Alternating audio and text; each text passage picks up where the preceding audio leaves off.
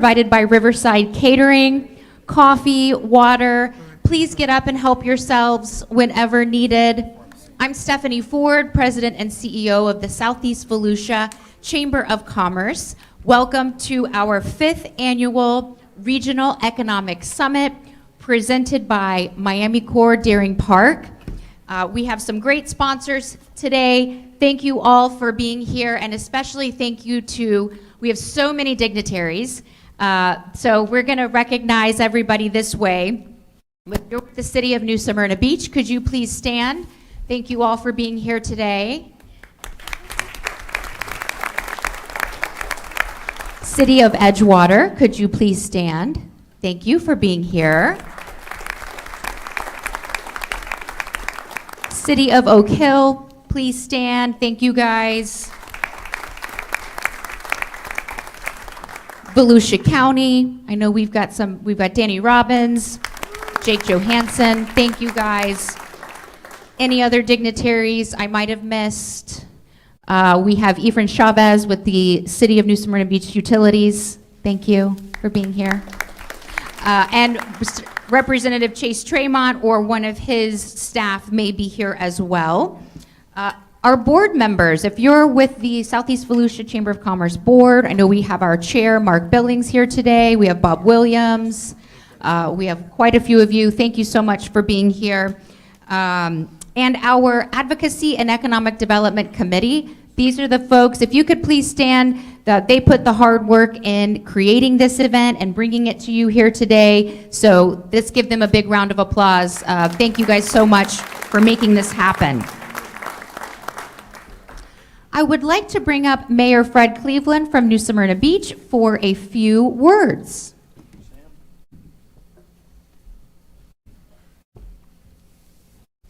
Good morning, everyone, and thank you for coming on behalf of the City of Oak Hill, Edgewater, New Smyrna, their mayors, Ricky Taylor, Diesel Pugh, and myself. We're delighted that you're here. At the risk of offending any of the business leaders, all the right people are in the room. So thank you for turning out today. It feels good to know that you care about this. Now, a little sidelight, you have to know math, right? You have to know math to talk about the economic prosperity. And so few of you may know this, but Stephanie Ford was a 2nd grade school teacher in LA years ago. And so in her class, she had a young student by the name of Ricky Taylor.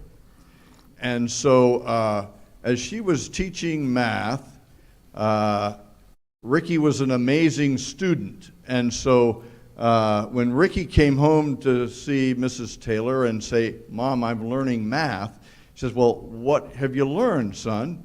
And Ricky said, "Well, we're doing addition." She said, "Oh, well, Tell me what you learned." And said, "Well," so she said, "Well, I'll just quiz you. What is 4 plus 3? She says, 4 plus 3. She says, "The son of a bitch is 7. And she says, "What? Oh my gosh! Did Miss Ford teach you that?" I said, "Well, yeah.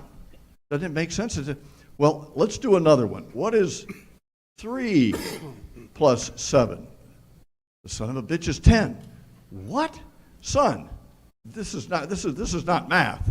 And so Mrs. Taylor went to see the teacher, Mrs. Ford, and said, "Teacher, my son came home, and yes, he's learning the math, but when he comes up and says as a child, that 3 plus 4, the son of a bitch is 7. That's just not right. That's obscene, and I don't want my kid cursing." Oh, Mrs. Taylor, Ricky just didn't hear it quite right. It's the sum of which is 7. 3 plus 4, the sum of which is 7. So lest any of us have a hearing problem this morning, we want to do something different today. We have the right people in the room from the business perspective, from the county perspective, from each of the municipalities to get the math right. And so this is going to be an incubator. an incubator to accelerate the possibilities and the advances of our economic machine, of our economic engine. And if you haven't had the opportunity to participate in an incubator, there are teachers and learners, and they can be each other. They can switch roles independently. And between the business leaders here who are very successful, I know most of you well, and the city staff and the county staff, I think we have an opportunity to bring the effectiveness of Southeast Volusia to the forefront. And so that's what we plan to do today. Stephanie has asked that the electeds please pay attention, please stay off our cell phones, please don't leave. And so we're committed to making this a enjoyable and learning event for some and a teaching event for others, so that at the end of this, we have a product and know the direction of our city. It's a forum that's open to the public. It's a forum that's publicly advertised, so we can speak freely here. And I hope that we make the best of it this morning. Again, thank you for your time. Thank you for the staffs that are here of each of the cities and the county. We depend on you as the backbone to where we're headed today. And lastly, I want to thank the Chamber of Commerce for making this all happen. Thank you. I'm glad you're here.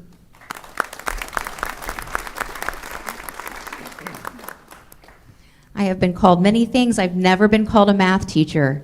So thank you for that. It is my pleasure to bring up our gold sponsor, Josh Georgian with Advent Health, for his few minutes at the mic. As he makes his way up, we do have a video from Advent that we would like to share.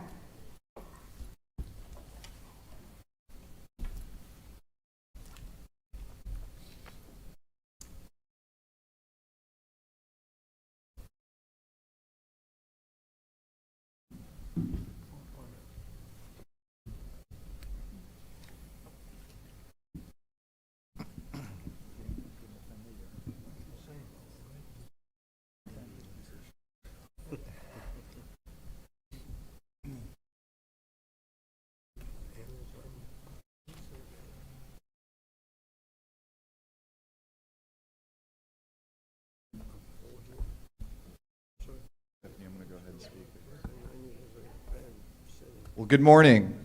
My name is Josh Gergen. I'm the Government Affairs Manager for Advent Health New Smyrna Beach. I wanted to first thank the Southeast Volusia Chamber of Commerce for hosting this event and allowing us to partner with them as the gold sponsor. Advent Health is proud to be a part of this community, and we understand we play a key role to the economic success of this region. We will continue to grow and support the needs of our residents. I look forward to all the exciting things we will learn about today. Thank you for having us.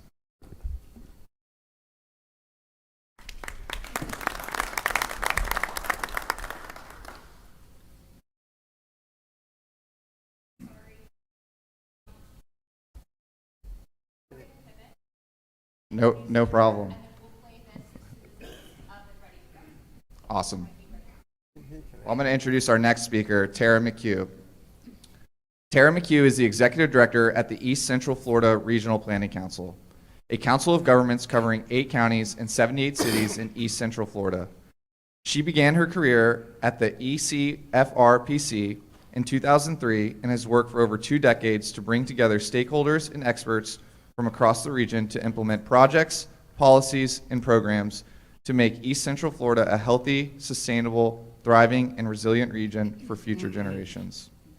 Over the past 20 years, she has facilitated multiple projects and programs in the realms of community planning and policy development, resilience and sustainability, health in the built environment, and others.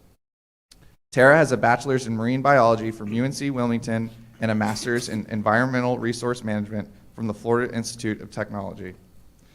She serves on the Florida Regional Councils Association Executive Committee, is a member of the honorary board of the Florida Greenways and Trails Foundation, and serves on Stetson's Institute for Water and Environmental Resilience Board of Directors. Tara is also an American Planning Association certified planner and has 2 published white papers. Please welcome Tara McHugh.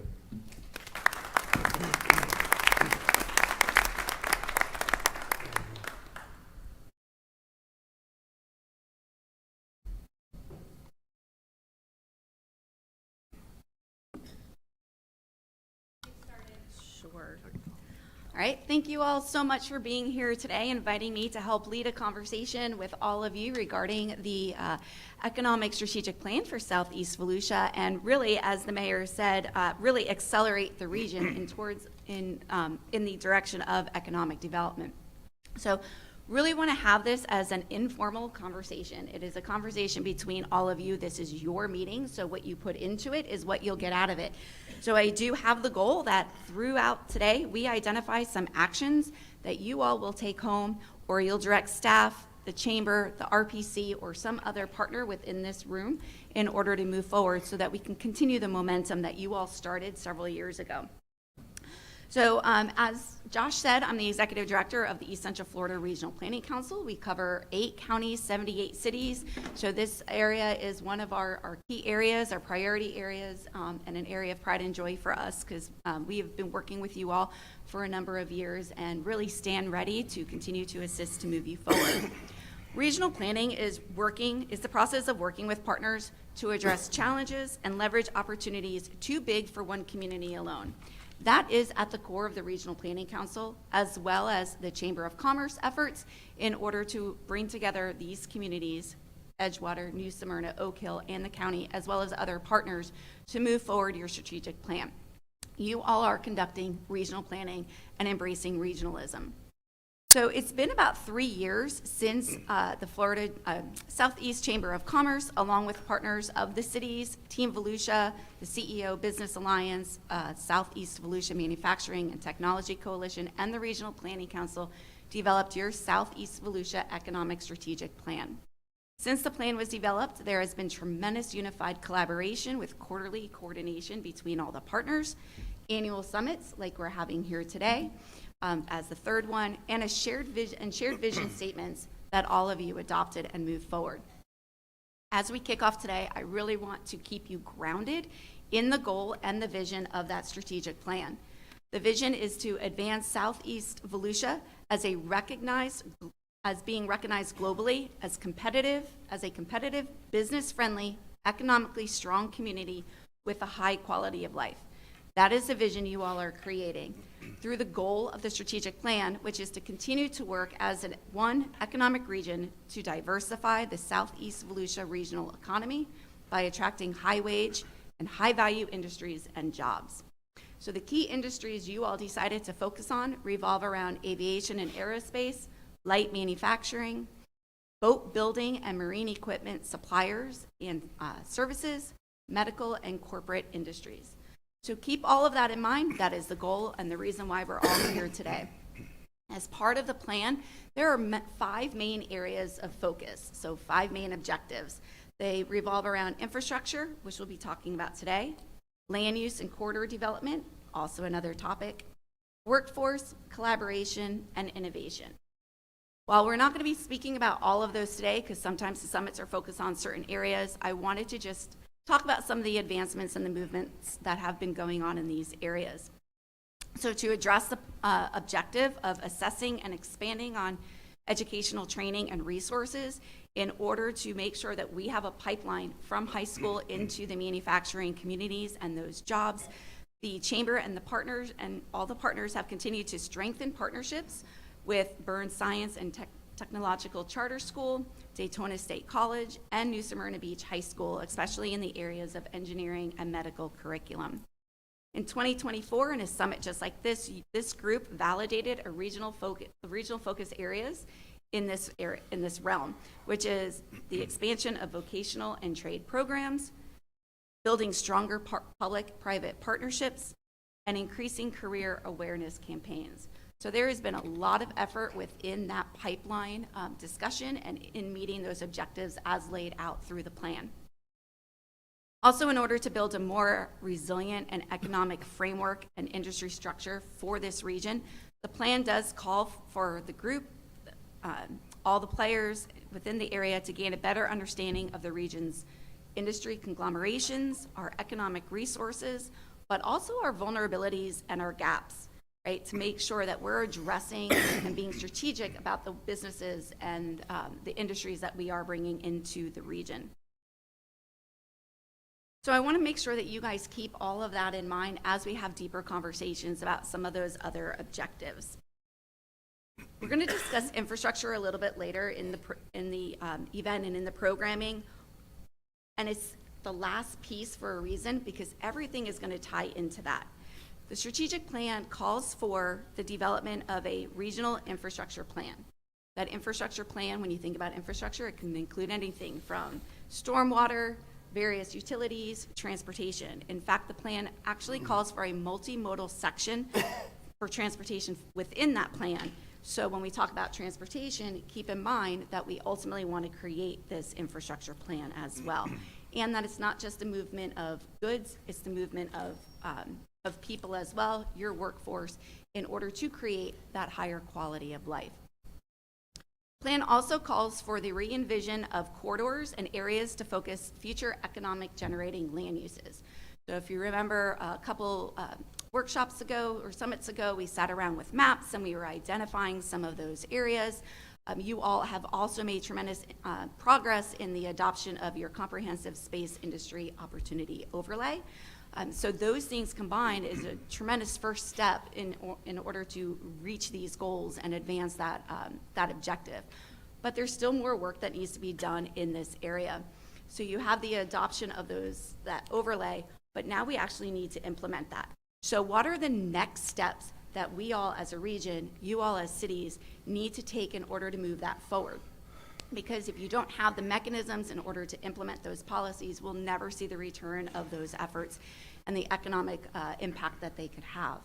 So we need to make sure that we're thinking about long-term, how do we implement, how do we make the rubber hit the road and move forward?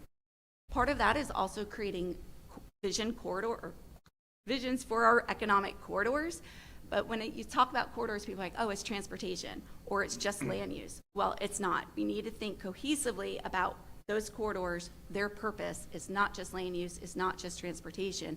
We need to think about the utilities that need to go into those corridors, the risks and vulnerabilities within those corridors, and the communities in which the corridors are located, the connections that they make, and the purpose that they serve. So it's not just looking at things in silos. So as we talk about transportation today, when we talk about the first section, which is about the corridors and these land uses, how do we tie all of that together in order to reap the greatest benefits? So in order to do, I was talking about the risks and vulnerabilities. If we start looking and creating regional corridor visions, we're not starting from scratch. You all have vulnerability assessments. The county has a vulnerability assessment, and the Regional Planning Council has a lot of data that can serve in terms of understanding what's within those corridors, the social context and characteristics of those corridors, and our risks and vulnerabilities. So we already have a lot of work that we can move forward in understanding and creating those corridor visions. So with that, I just want you guys to stay grounded in the purpose of why we're here, the Regional Economic Development Plan or Strategic Plan, because that is why we're here. We're here to figure out what are the next steps, how do we build on momentum to continue to reach that vision. As we do that, I want to let you know that the RPC, we are ready and dedicated to helping you all move forward. We are in a position, being the region's economic development district, to be able to leverage federal resources, grants, and opportunities and partnerships, as well as at the state.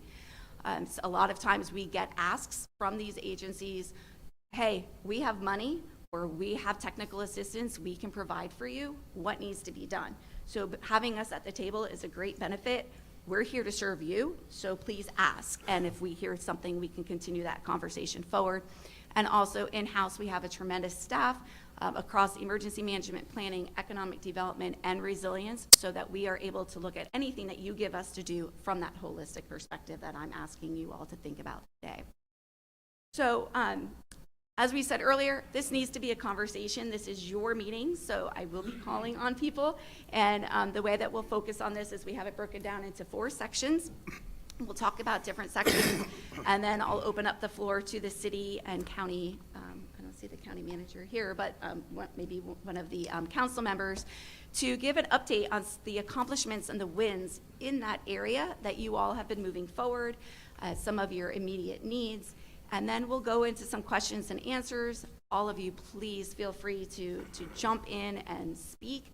And then by the end of each section, I would love to have 1 or 2 items that you are directing anyone in this room, your staff, chamber, RPC, to move forward, or even you as an elected official. So the first section, I already gave a little bit of lead into was the re-envisioning of corridors and focusing on those comprehensive space industry overlays. So with that, I am going to hand it off to the city managers. And since we are in New Smyrna Beach, we will start with Mr. Cowper. Who's, you need him? Yes, the lights are on, and you can just share. There's one per table. Okay. Well, let's see. I think the obvious but controversial win for New Smyrna Beach over the past year has been the approval of the Deering Park development and creating that park atmosphere for that high-quality development and space for that development that we have not had in the city previously at a high-quality location. So, I think our focus in all of this has been on sustainability and how we can provide for sustainable economic development, sustainable land development, and balancing economics with land preservation, with quality of life enhancements, and infrastructure to support all of that. So, that zoning approval for that kind of landmark type development was a big deal, but the work is just now starting. I don't think we'll see any earth turning in New Smyrna Beach for quite some time, but what you will see is a lot of building blocks being placed, in particular for the supporting infrastructure that is going to be needed for all of that development, whether that is industrial development, the aerospace development that you're talking about, but supporting commercial, supporting residential development. Ultimately, that's all going to impact a much broader area with other things that are happening on the 95 corridor in New Smyrna Beach, hopefully a new hospital in that area. There's property that New Smyrna Beach Utilities owns that has high potential for development and economic development. So there's just a lot of things kind of coalescing together here that need to be properly planned for over the next several years to make sure that our infrastructure, our entire infrastructure, is able to keep pace with what's been approved. And so that is partnerships with the county, partnerships with other cities, partnerships with the state, and all of those things are in motion. So we're generally pretty excited about the future, and we know what needs to be done to properly plan so that we can get there. Anyone else in New Smyrna want to add anything to that? All right, any questions for New Smyrna? All right, great. We'll go to Oak Hill. Mr. Barkley.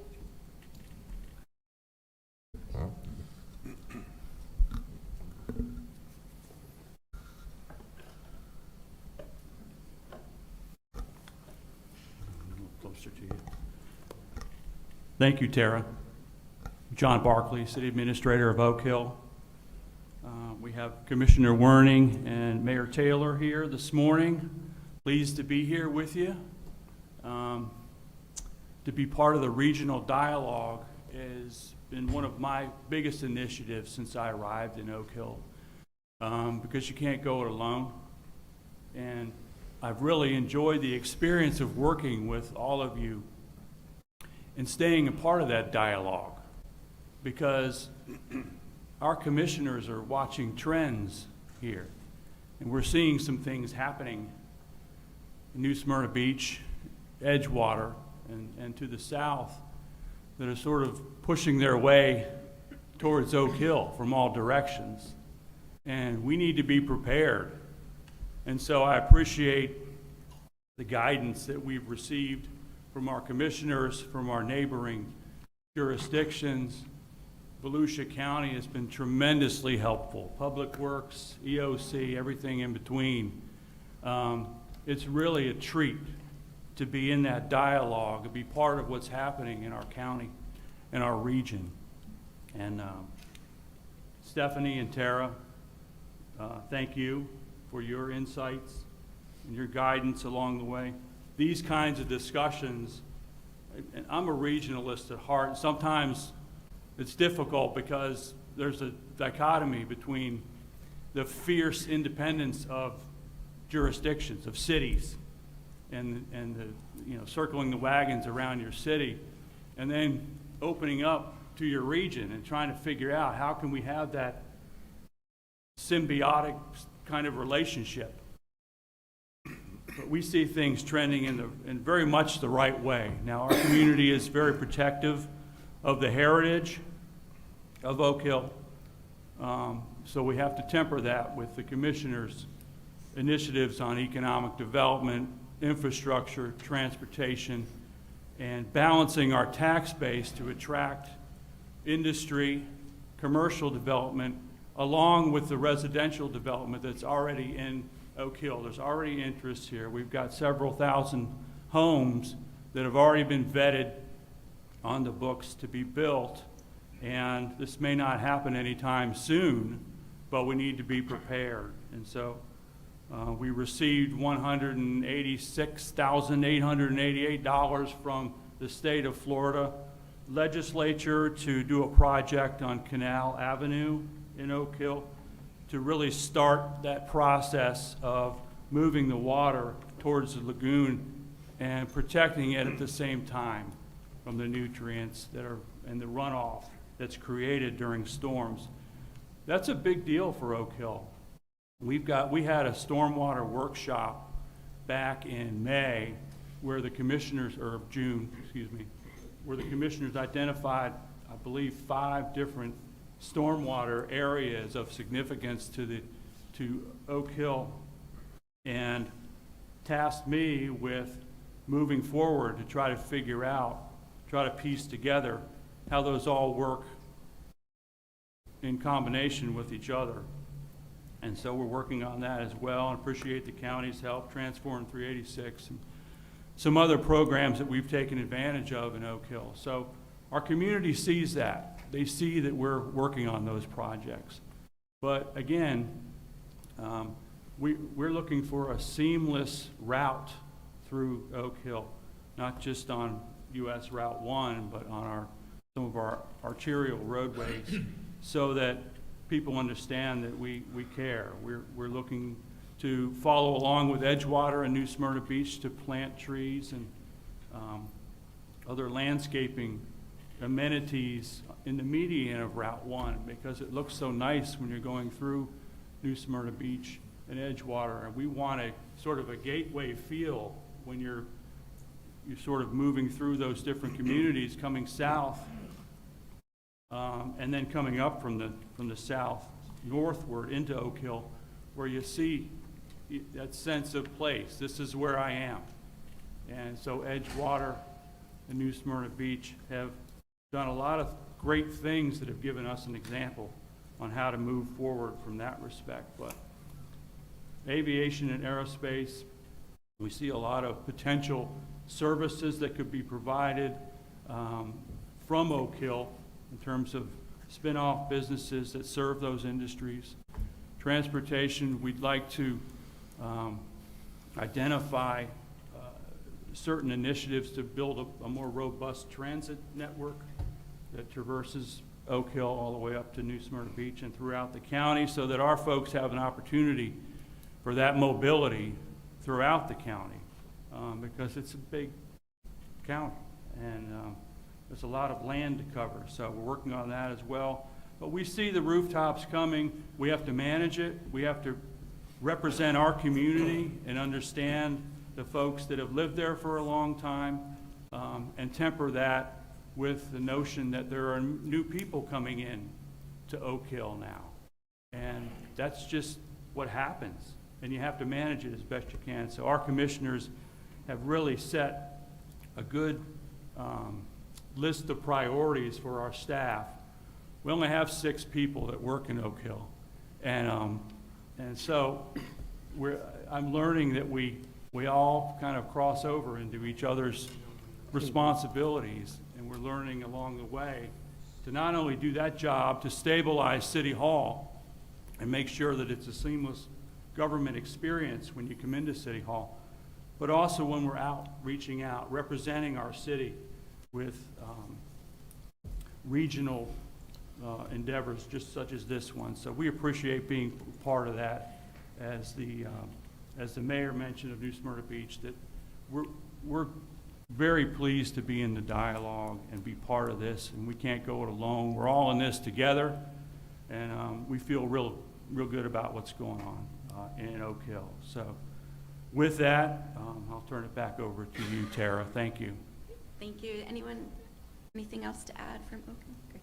I think you made some really good points about working as a region, not only so you all can benefit off of each other, but what you do in Oak Hill can impact the county. What the county does can impact Edgewater and vice versa. So, thinking outside your jurisdictional boundaries, we always say water doesn't know jurisdictional boundaries. Roadways don't sometimes know jurisdictional boundaries as well. So making sure that we're talking together. And then I like the idea of this seamless quality of life within the region while also staying true to the roots and the culture within each community is really important. So those are some great notes. And then you talked about transit. So let's think about that when we get to the transportation section when we're thinking about multimodal. So, all right, and then Edgewater. Good morning. I'm Joe Mahoney, the city manager. I've been in this role for 4 months, so I've been really hyper-focused on operating, because I believe the city needs to operate properly before we can take some next steps. But like Mr. Cowper mentioned, Deering Park is a really responsible project with responsible growth. So we're excited. Next year we plan to have some rooftops out there, and they're going to complete their welcome center right there at the 95 interchange. And like the Oak Hill City Mayor mentioned, there's going to be improvements to that interchange at 95, so I'm excited to see that. It's much needed. We do have a couple corporations that have come into the city, Onyx and Insertech, that are related to the space industry. So we're really excited about that. And then just a quick statistic, our last quarter we had 27 million in building permits. So we're growing. It's just we have to ensure, obviously there's a lot of stormwater issues throughout the county. It's not just, to Edgewater. So, we're looking forward to our stormwater master plan and just ensuring that we're growing responsibly. But I'm glad to be here with the other cities, and I look forward to partnering with all involved and the county as well.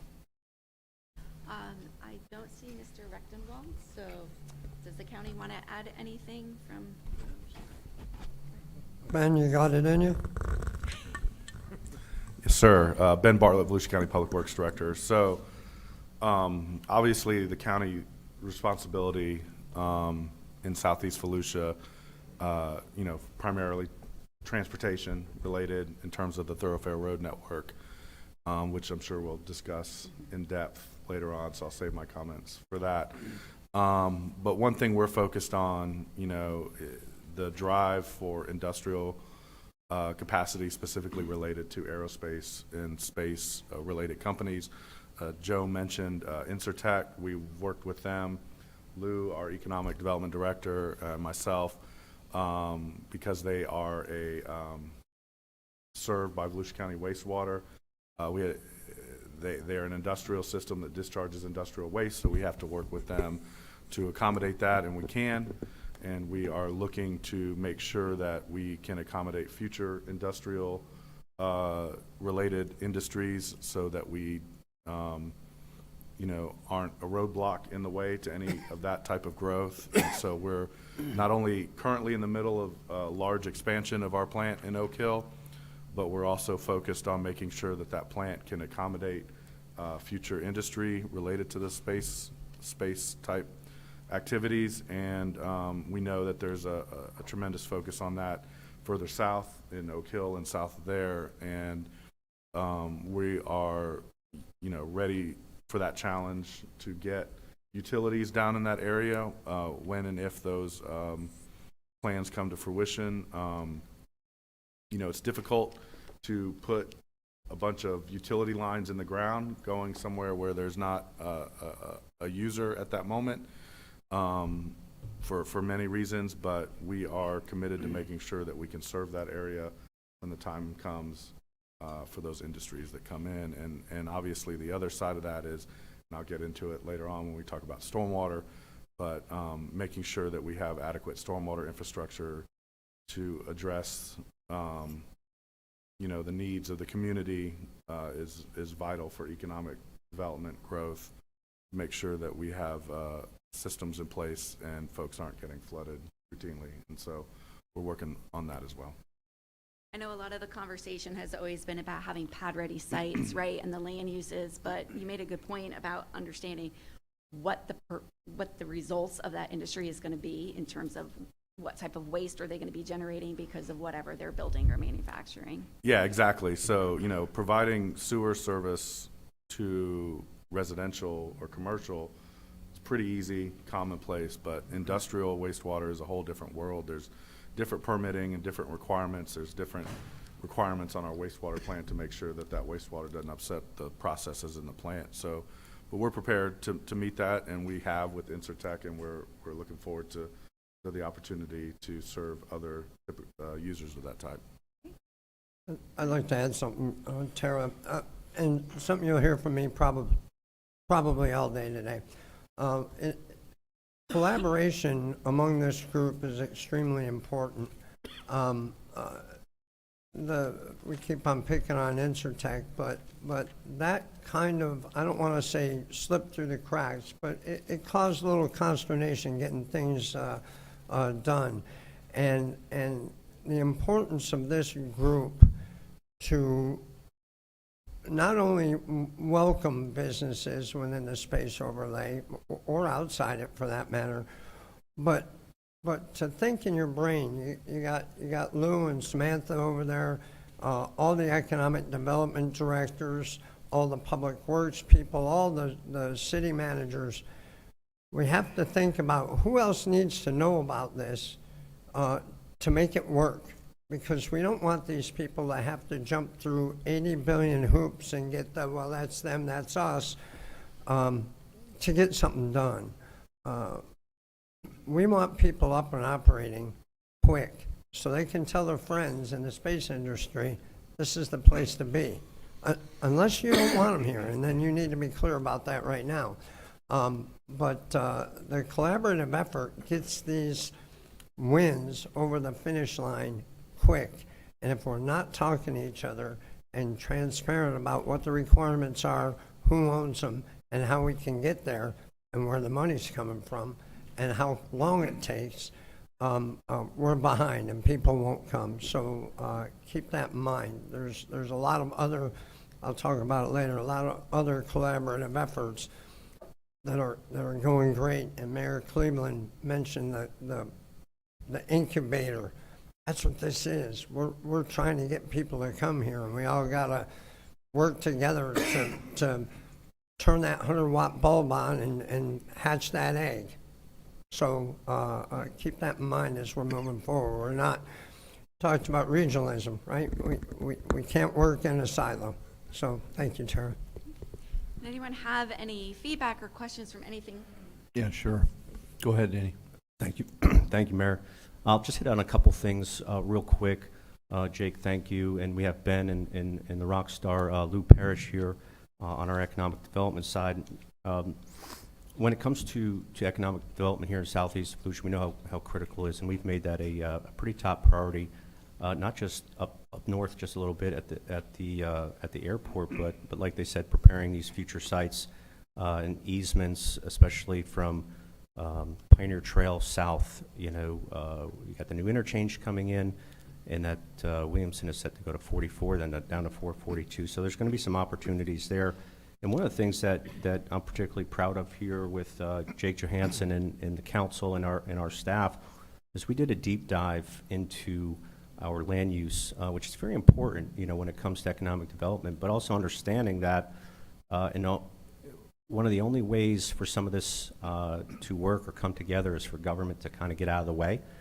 So we took a deep dive into our processes and ordinances, where we actually recently just simplified a ton, several hundred land uses where you don't have to jump through those hoops that Mr. Johansson had touched on.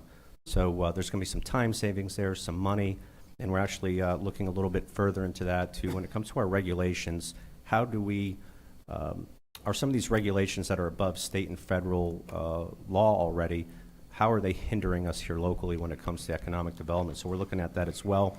Ben covered stormwater, anywhere from basin studies, master plans, the allocation of 386 money. We've been working with all of our cities throughout the county and through Southeast Volusia, capacity projects, and one that we recently did within the year down in Edgewater and the Florida Shores, getting some of this property that's critical in some of these problematic areas along the coast and putting them aside for future capacity projects that may open up opportunities for economic development. We are getting ready to have a roads workshop, so I encourage everybody to tune in, and we're going to be talking a lot about the funding and how we're going to fund it, whether it's through bonding, a sales tax. We don't know just yet, so definitely tune into that. And something that we don't, just to close it off, that we don't hit on much, or that you don't hear about much, is how do we get people to come here? Why do people really come here? And one of the things is public safety, right? We've made a full court press with our public safety across the boards, because if it's not safe, if it's not clean and healthy, or a healthy environment, our first line of defense is our public safety when it comes to families, tourism, businesses especially. If it's not safe, they won't come. So we're very proud of that. So thank you very much. I know I need to stay on time, so we only have a couple minutes left. It was a great segue into how you guys are working to streamline some of your processes, and I think that ties into how do we move from the adoption of those overlays to actually implementing them through our processes and codes. So from the Volusia County perspective, how did you kickstart that conversation so that maybe that could be a next step for our cities and get them rolling as maybe one of the biggest takeaways for this section? Well, we originally had the talk, and it stemmed from the economic development.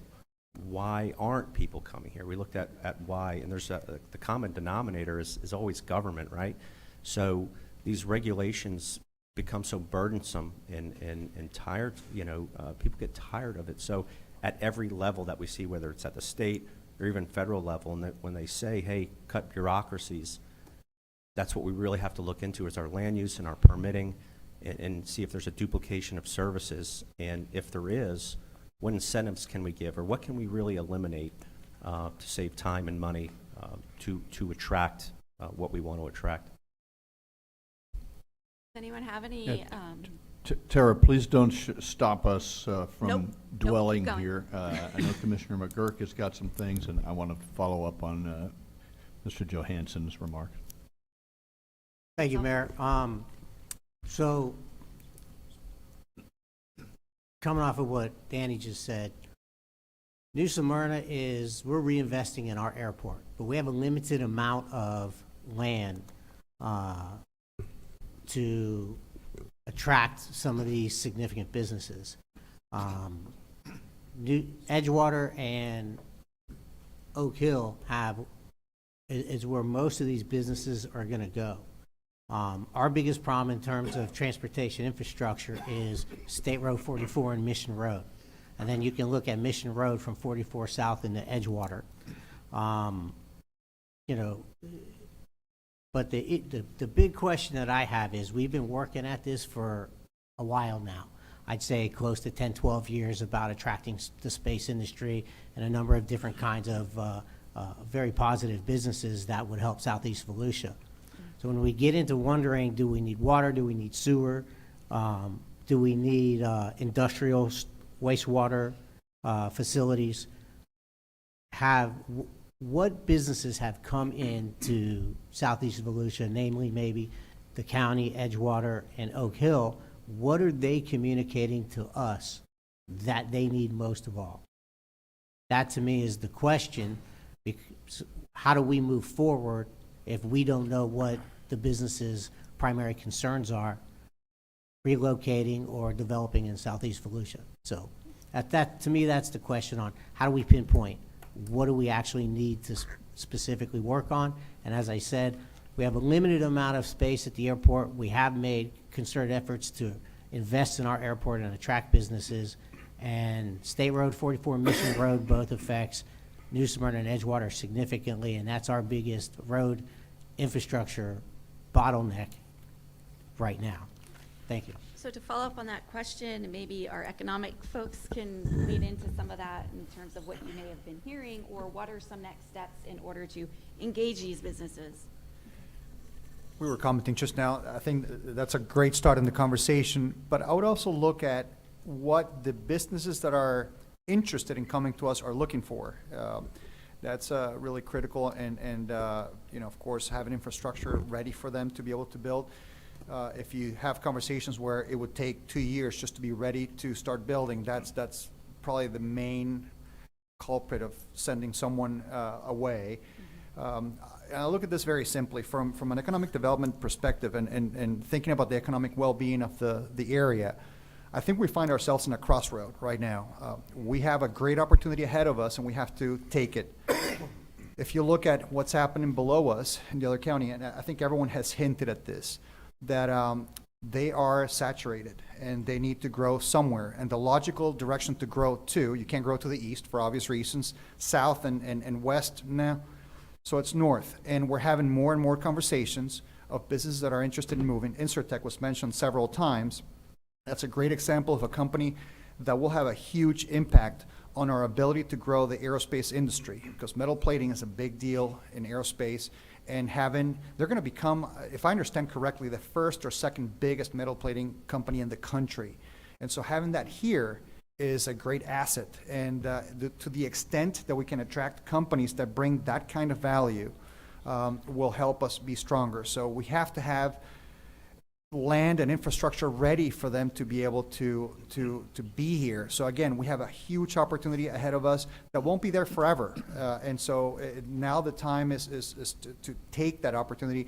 Many of the things that I'm hearing are very positive. And it's right, Insurtech was one of those things that kind of activated us, and there was a moment where we didn't have traction, but Ben's team moved quickly. We all moved quickly to help them, and I think we're in a good situation right now to really secure this business. And let's just say that there will be others down the way. And I say that because Team Volusia, which is in the room, they're doing a phenomenal job recruiting specifically for this industry. So let's be ready for them. I don't know if you want to.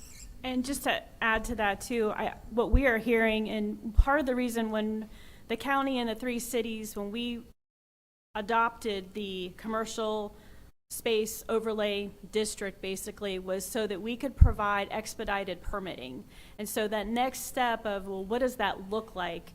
I think that's something that we all, counties and the cities, we all need to look at together so that it's seamless for our region, for these companies that want to be here, that they can get that expedited permitting, because they have contracts with the larger companies that are at the Space Center now, whether it's Blue Origin or SpaceX or some of those other ones, and they have a certain time frame for their contract that they need to be within a 50-mile radius, and they need to get up and running usually under 18 months. So if looking at a raw piece of land, they've got wetlands and all their studies to do and all that, but how do we help them get up and running faster so that we know they want to be here? Let's help them be able to stay here so that they don't have to look elsewhere to go.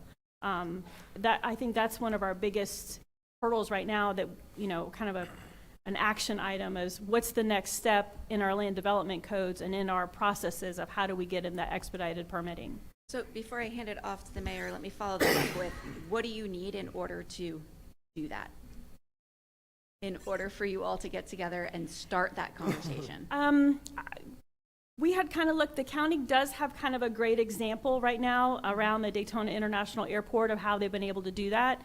The great thing is that they own the land, so it was easy for them to kind of expedite that permitting. But looking at, you know, with our planners and with our development services departments of what can we do and still maintain and stay in the law of what we are required to do by the state, but what can we do to expedite permitting for those specific targeted types of industries? Anyone have any follow-up? Yeah, Tara, thanks. Following up on Councilman Johansson's remark and then Mr. Robbins,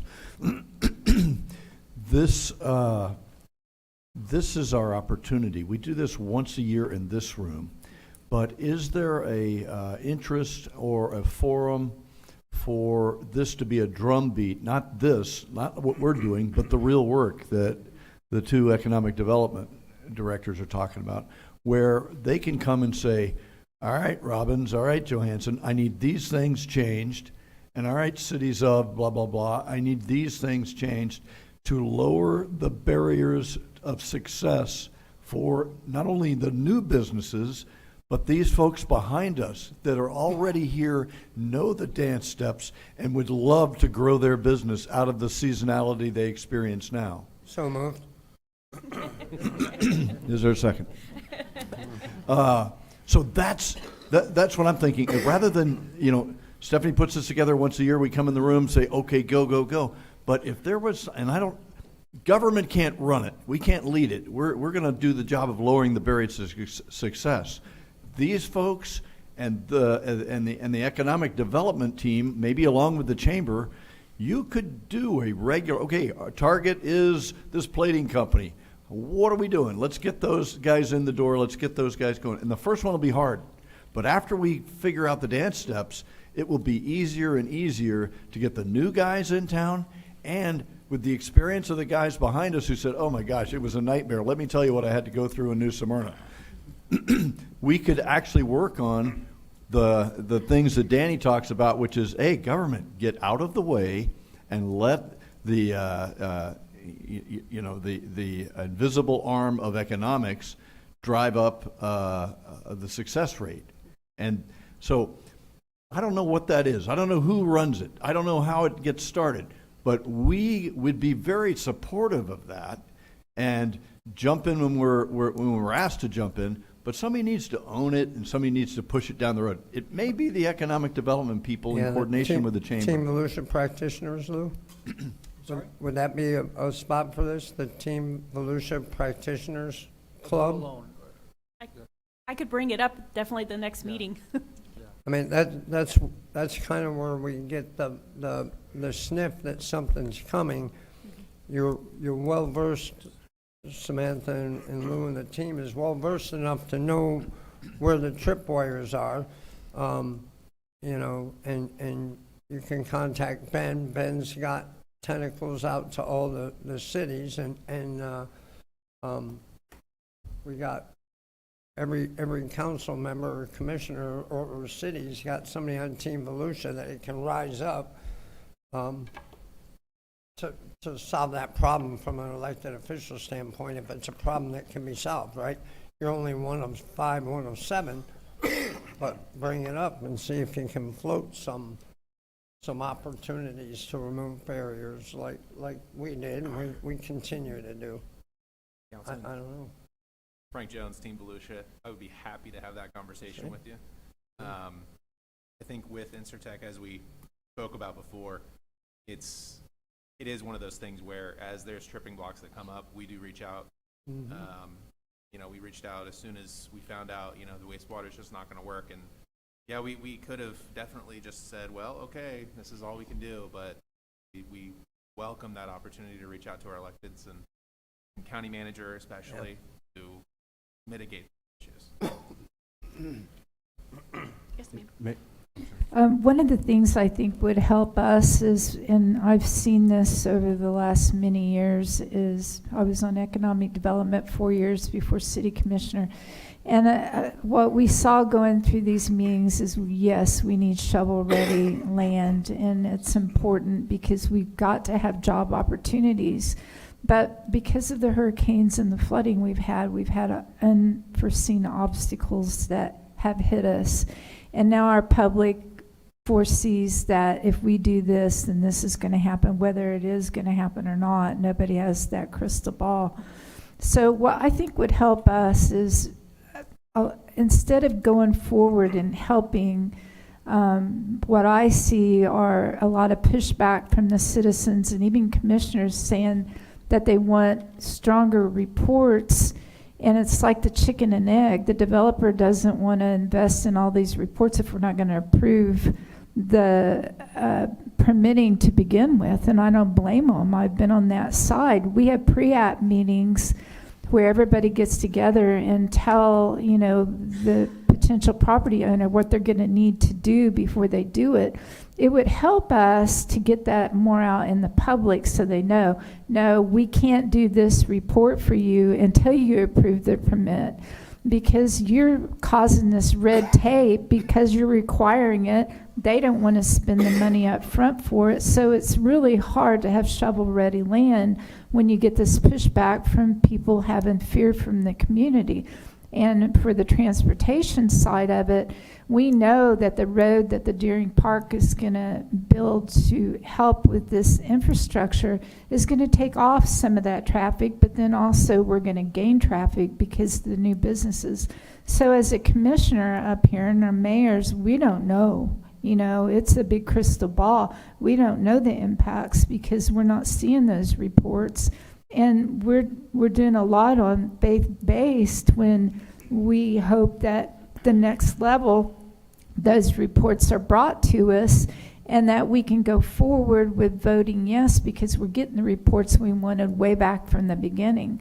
So to me, it's a big vicious chicken and egg circle. It's really hard, and it's getting that information out to the public. Yes, those reports are going to come. Yes, at any time we can vote that down, because we got chastised a lot for approving Deering Park for not being ready, which is not true. The things they were asking were not realistic. And we feel like our infrastructure is the best in the county in New Smyrna Beach. But then, you have all of these other things that come into play like SB 180. But we have volunteers that have agreed to beef up the infrastructure even without a lawsuit. So we need help getting this information, this positive information for our economic development and future for our taxes and our growth and our infrastructure. We need more positive feedback from this group in this room right now to stop that negativity, or we'll never have shovel ready. And those are those obstacles that we face every day up there on that board.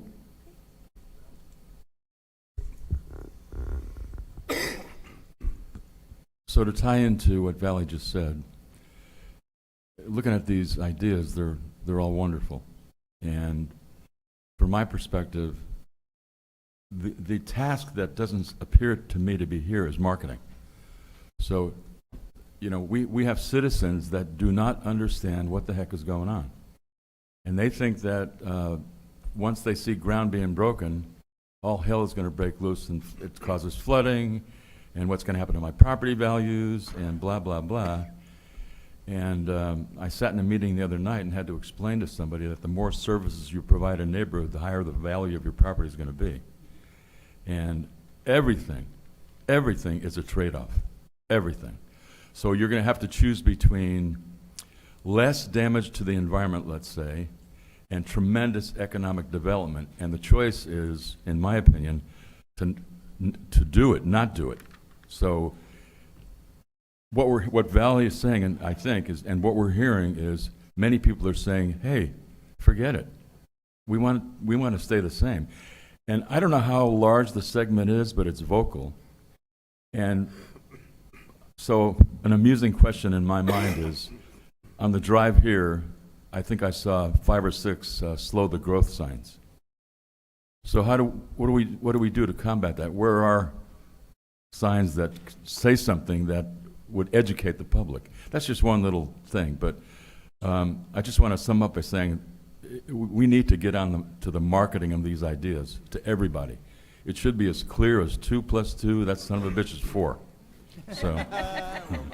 And I think that's where it comes down to, what is the vision of this area, right? In terms of, we want economic growth while protecting our quality of life and our natural resources and alleviate flooding and have viable transportation. So, what is that goal and vision? And then having everybody around that, which we do have the goal and vision, but maybe writing it in words, getting everybody behind and saying, we're doing this to reach this. Think of it as a campaign. Yeah. Thank you, and that's a great point and a great question. At the county, what we've done, because we've noticed some of this stuff, and really, honestly, you can't stop it, but what has worked for us and what has worked for me in my district is that education, getting with your staff or your IT team, whoever can, has your website. If people hear negative all the time, it's going to be negative, right? But there's so much positive, tremendous work that each city does, that the county does. We just have a hard time sometimes putting it out there because you're going to get that flack. Lord knows I get it every day, but at the end of the day, it's educating that public and engaging some of these issues, but putting out the facts, letting the folks know exactly why things are the way they are. Why can somebody build, in certain areas. So stuff like that, we started seeing a little bit of a turn with it as well in the public and, believe it or not, on the council. But to answer or to address Mr. Cleveland, I think there's somewhat of almost an easier instant solution to kind of get to your point where how do we know what to look at? And I think an easy thing to do would get with some of the prior businesses or people that are going through the permitting process or a new company, give them a survey at the end. Fill this survey out. How was your experience? That quality control. And you'll be able to see or get a consistency, in my opinion, after 1 or 2 or 3, or even hit up the chamber, some of these new businesses. Hey, how was your experience? Where did you hit some walls? And you'll be able to kind of triage the overall, whether it's permitting process or the whole process itself, and I think that would probably be a good start. But some of that little constructive criticism, I think, would be a good start in opening ourselves up for that. Really good, Danny. I love the surveying the guys that are going through it as they go or right as they go. But we got this big group behind us who already did it. Right. And so we could, Sam, we could ask them because they know the stuff, and we had toyed with having we didn't think of the incubator idea at the time, but we toyed with having a new business desk where 1-800 hits, call Samantha. She knows all the dance steps to how to navigate it, and then we have to empower you to get to each department head and say, hey. This is a problem here, and you're going to fix it once and fix it for everybody.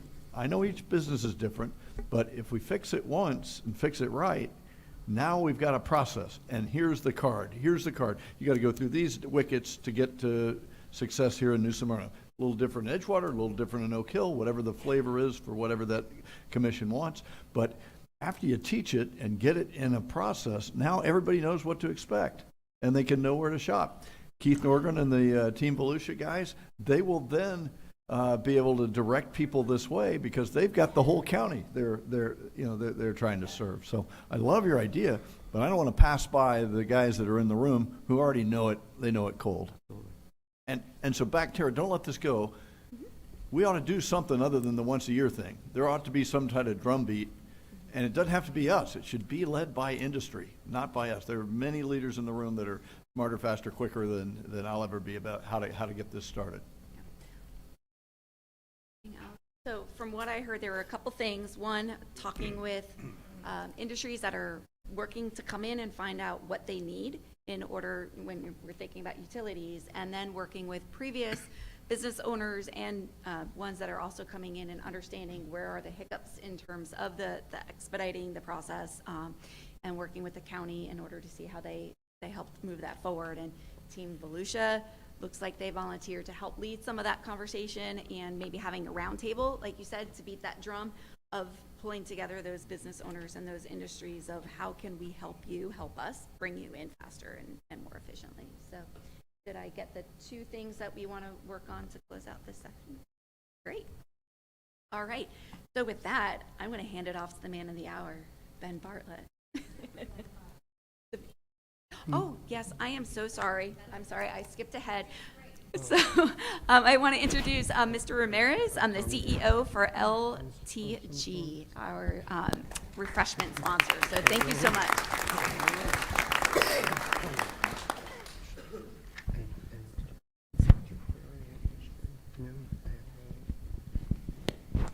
Good morning. I'm Gil Ramirez, the CEO for Lassiter Transportation Group.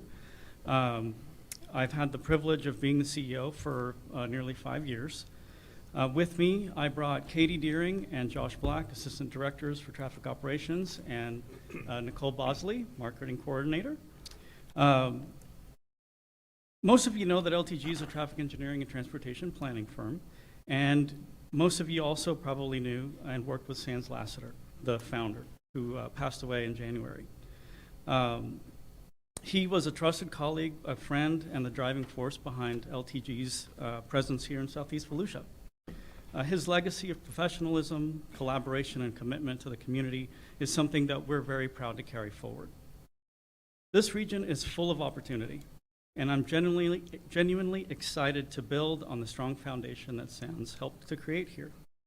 I look forward to deepening our relationships with you and continuing to push the momentum for economic development in Southeast Volusia. We have an experienced team in place to continue the work with the same dedication you've come to rely on. And with that, I'll take a moment to introduce Mr. Ben Bartlett. Ben Bartlett was appointed Public Works Director of Volusia County on July 20th, 2021. Before his current role, Ben served as the county's Road and Bridge Director and previously worked for Orange City as a construction engineering manager, overseeing capital projects for roads, stormwater, and utilities. He also brings 17 years of private sector experience managing civil construction projects, including utilities, parks, and roadways. Ben holds a Bachelor of Science in Civil Engineering from the University of Central Florida and is an active member and past president in 2022 of the Florida Association of County Engineers and Roadway Superintendents. A native Texan, Ben has called Florida home for over 20 years. He and his wife, Sarah, enjoy spending time with their 2 children at dance competitions, baseball, and football games. So without further ado, Mr. Bartlett.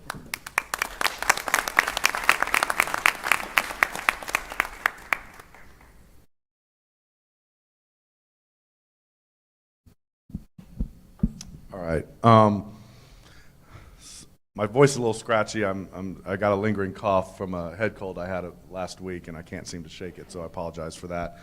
But I'm going to move around a little bit because I do better speaking instead of just standing behind the podium. So really appreciate the opportunity to speak to this group. The fact that it was requested that I come and speak to you all about the county's efforts for what we're doing as far as mitigating for future flood events to a group focused on economic activity doesn't exactly seem evident at first why y'all would want to hear about this, but it's pretty clear the southeast portion of the county got hit very hard in the last few hurricanes in terms of flooding, and not having adequate stormwater infrastructure or being subject to multiple flooding events doesn't really do a lot for economic activity and growth. So I'm happy to be here to talk to you all about what we're doing at the county level, as well as our collaboration with all of our cities to move forward and come up with a comprehensive plan to mitigate for future flood events. Is there a clicker? Or we go? Next slide, thanks. So when I talk about flooding in Volusia County, I start with this slide right here. And the purple areas you see on the map are areas within Volusia County that are in what we call, and I'm going to use this term, the 100-year floodplain. I'm getting away from using that term because clearly we're getting storms greater than that more often than every 100 years. What it really means is you have a 1% chance every year of getting a storm of a certain magnitude that would cause flooding in these purple areas. And in Volusia County, that amounts to about 11.5 inches of rain over 24 hours. It's a little more on the east side, a little less on the west side, but that's basically the number. Half the county's in the floodplain. So what that means is you get a rain event, 11.5 inches or greater, half the county's going underwater. County's 1,200 square miles. That number has fluctuated very slightly from about '07 to current.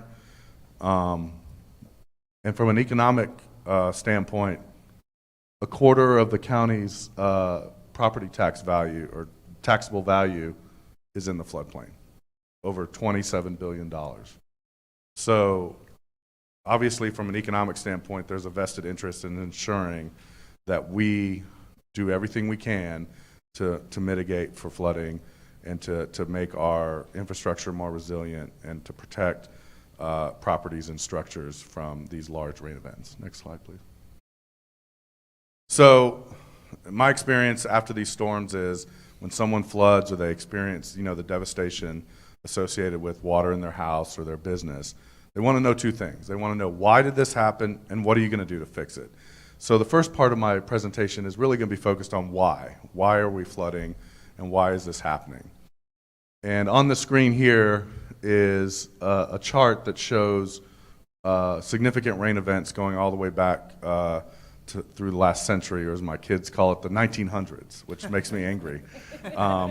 But as you can see, the red line that's horizontal represents that magical 11.5-inch number. So you can see which events exceed that number, and then the green line, the vertical green line in the middle, is the year 2000. So last century, we had one event exceed that 11.5-inch number. You had a couple that got close. The one that exceeded it was 1924 hurricane. We had a hurricane in the 50s, and then we had Tropical Storm Gordon in 1994 that came close. In the first quarter of this century, we've had 4 events in Volusia County that have exceeded that 11.5-inch number. Going back, if you go back to that last slide, you don't need to, but if you remember the map, that means there's 4 events that when they got enough rain that those purple shaded areas are going to go underwater. So when folks say, hey, I've lived here 20, 30 years, and depending on where you lived, if you didn't live in DeBerry for Tropical Storm Faye or the northeast part of the county for the unnamed '09 nor'easter event, there's a decent chance you have gone through multiple hurricanes and have not experienced flooding. So when people say, hey, I've lived here and I haven't experienced flooding, I've been through hurricanes, I'm telling them, you're right, you haven't, because we haven't gotten those type of events in your area for almost 100 years. Next slide, please.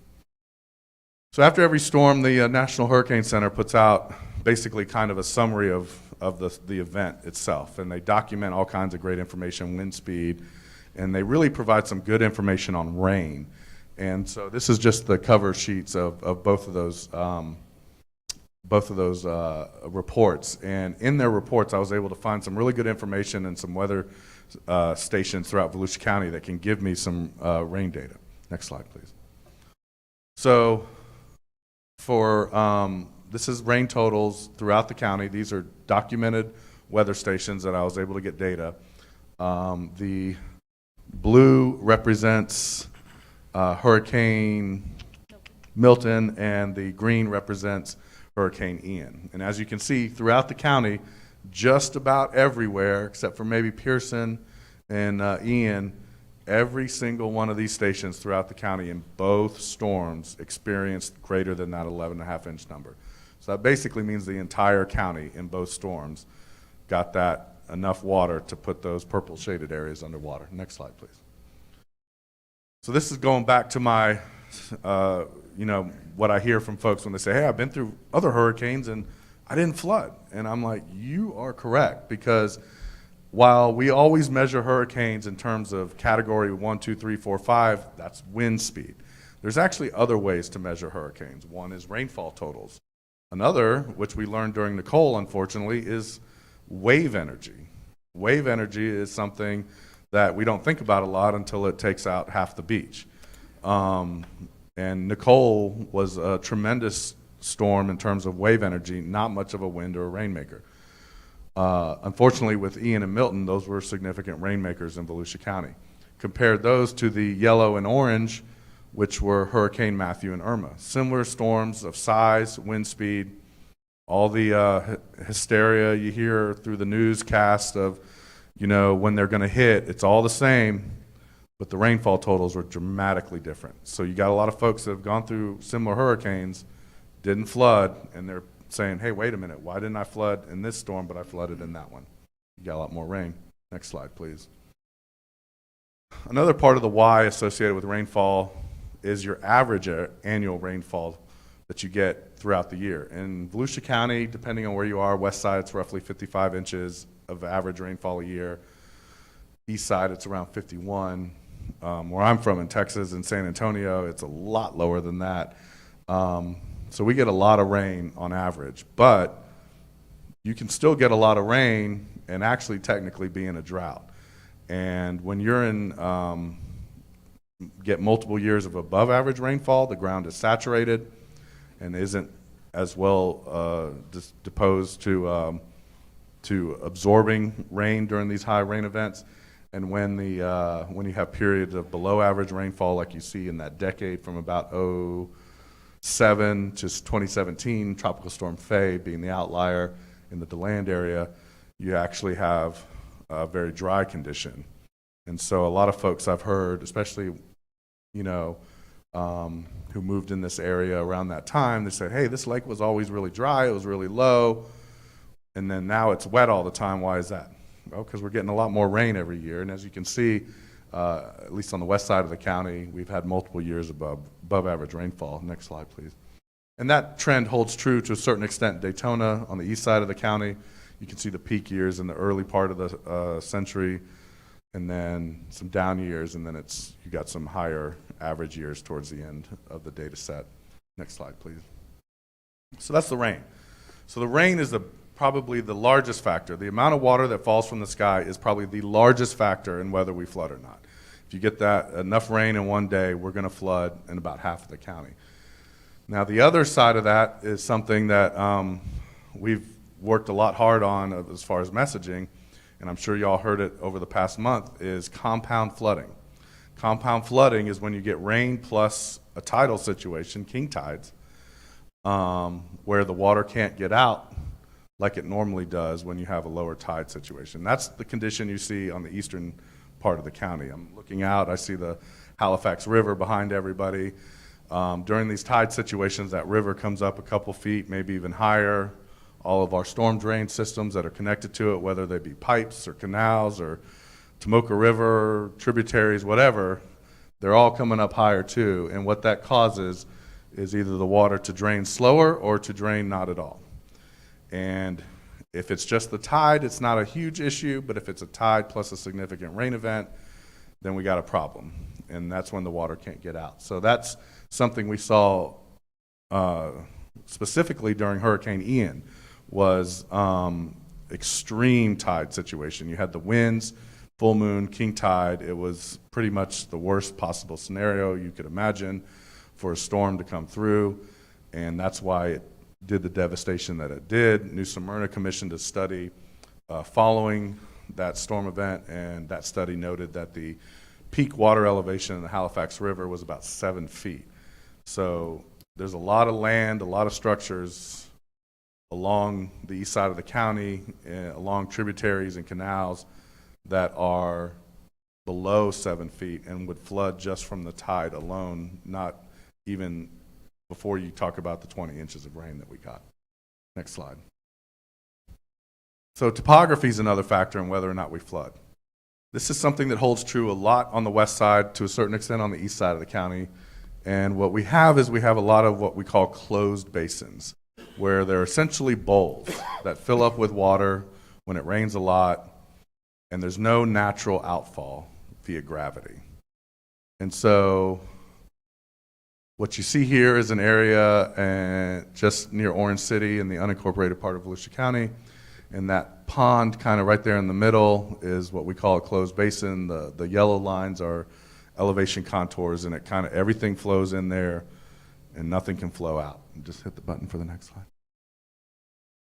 So Hurricane Irma put 6 inches of rain in 24 hours. That turquoise area represents what that pond looked like after that storm. It kind of exceeded its banks. It got on the road, shut it down for a little while. We actually had to do some pumping to clear the road up. But the next storm, go ahead and hit again. That was Hurricane Milton. That was 18 inches of rain in 24 hours. That's the difference in the amount of water that was in that pond and exceeded its banks, just between 6 inches and 18 inches of rain. And that aerial photograph is a photo taken pretty soon after Hurricane Milton. Flooded a couple of businesses along 1792 and a house. So if you don't have a positive outfall and you get a lot of rain, the bowl's going to fill up with water and it's going to stay there. And it's important to understand in terms of compound flooding, because essentially when you have a tidal situation that's preventing that water from getting out, you've turned a large area into a closed basin for a short period of time. So you can have a closed basin situation on the east side of the county where you have actual gravity outfalls if the tide is essentially blocking the water for a certain amount of time. And we definitely saw that occur during Hurricane Ian and somewhat during Hurricane Milton. Next slide, please. So that's kind of the why of what we saw, in terms of what caused a lot of the flooding. So let's talk about some of the solutions. First thing is focusing on the stormwater regulations. And a lot of the cities, including the county, immediately after these storms, looked at their own stormwater regulations and said, how can we make these things a little more stricter, a little more tighter for new development that's coming in? Because, if we don't want to make the problem worse, let's take a look at our regulations and see what can be done. So there's kind of a pyramid in terms of regulatory compliance with stormwater. It starts at the federal level through the Clean Water Act, and it also includes the National Flood Insurance Program, which is where you deal with things like building in the floodplain, preventing people from building in the floodplain is one, and impacting the floodplain in a negative way is one of the best things you can do to prevent flooding. State level, everybody knows you got to go through St. John's Water Management District to get a resource permit if you're doing development. And also they set water quality standards, typically based on the Clean Water Act at the federal level. And then at the local level, at the county, we have our own land development code, which is Chapter 72. And then we have the environmental minimum standards, which the county can set, which actually apply to the cities as well. So the county went through the process utilizing our NRAC committee, brought a series of regulations to council. Next slide, please. Focused on some of the issues we observed during these storms associated with newer development. There were issues with multiple pond failures. That's a pond into land where the wall completely breached and let a lot of water out. I know that's happened in other locations throughout the county as well as in the cities. And so that was something we observed and something that we felt needed to be tightened up in terms of where you locate your ponds. If there's a tremendous elevation difference where you can end up with a situation like that. We also focused on the seasonal high groundwater. These are kind of engineering nerd things. It's a little technical, but it's important because a lot of these things set how you construct a stormwater system for new development, and you want that stormwater system to be resilient during these high rain events so you don't cause issues downstream to existing property owners adjacent to the site. So we focused on a lot of these things that I talked about, tailwater conditions, making sure that they set that at the correct level, and came to council. Council listened to these regulations and approved them. They went through the NRAC committee where we have folks on there from different fields, engineering, planning, environmental, and they were common sense regulations to kind of address some of the actual issues we saw associated with development. And then Senate Bill 180 came in and preempted us. So that was a little frustrating, but I'm sure everybody's aware of the efforts to work on getting that remedied. And we're hopeful that that will happen, and then we can come back and implement some of these changes as we move forward. So one of the immediate solutions you can do is to, like we tried, and I know many of the cities are looking at, is to implement new stormwater regulations that prevent some of the issues that we saw during the storm events. Next slide. County also went through and looked at implementing some low-impact development regulations. The big key here is it was voluntary. If you did a certain amount of best management practices, you can kind of choose them off of a menu. You get some benefits by right for a developer, which because it was voluntary, it survived Senate Bill 180, and we actually have some developers that are coming in, next slide please, that are using the low impact development manual and are looking to develop subdivisions and neighborhoods utilizing low impact development standards. So we're hopeful that that will work out. I know the council's direction was they wanted to make it voluntary. They wanted to, see if it was economically viable, and to kind of a test to see if folks will really buy into it. And I think they will, and we'll see how that goes moving forward. Next slide, please. Another kind of remedy that we can focus on in the short term is maintenance. And a lot of something that we get attention on is canal maintenance. Throughout the county, we have about 130 miles of canals that drain vast areas throughout the east side of the county that we maintain. And so we've focused really, and I know a lot of cities as well, has focused on our maintenance activities. And we've done these activities routinely throughout the years, but we're really starting to message out all the things that we're doing, because the public, I don't think, was as aware of how robust of a maintenance program we had. I will say this about the mosquito control canals, and it's worth understanding. Those canals were dug mostly in the 40s and 50s back to drain areas to prevent mosquito production. And so they were designed, and I say designed loosely because they were actually permitted through the Department of Health, believe it or not, because it's a public health situation. They were designed to drain a little bit of water over a long period of time. And now, as urbanization has increased, they're being asked to drain a lot of water in a short period of time. And so capacity is an issue. And that's something we're looking at as far as trying to increase capacity in these canals as best we can, making sure they're flowing as freely as possible. But it's difficult because if you look at any of these canals on a map, generally you see a bunch of houses backed right up to them.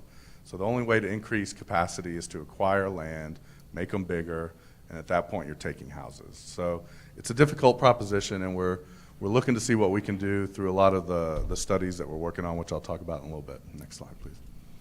So moving forward, flood mitigation. What are we doing? So through Transform 386, which kind of dominates my life these days, we have a tremendous amount of studies and a tremendous amount of projects already approved for funding. And I get a lot of feedback regarding the studies.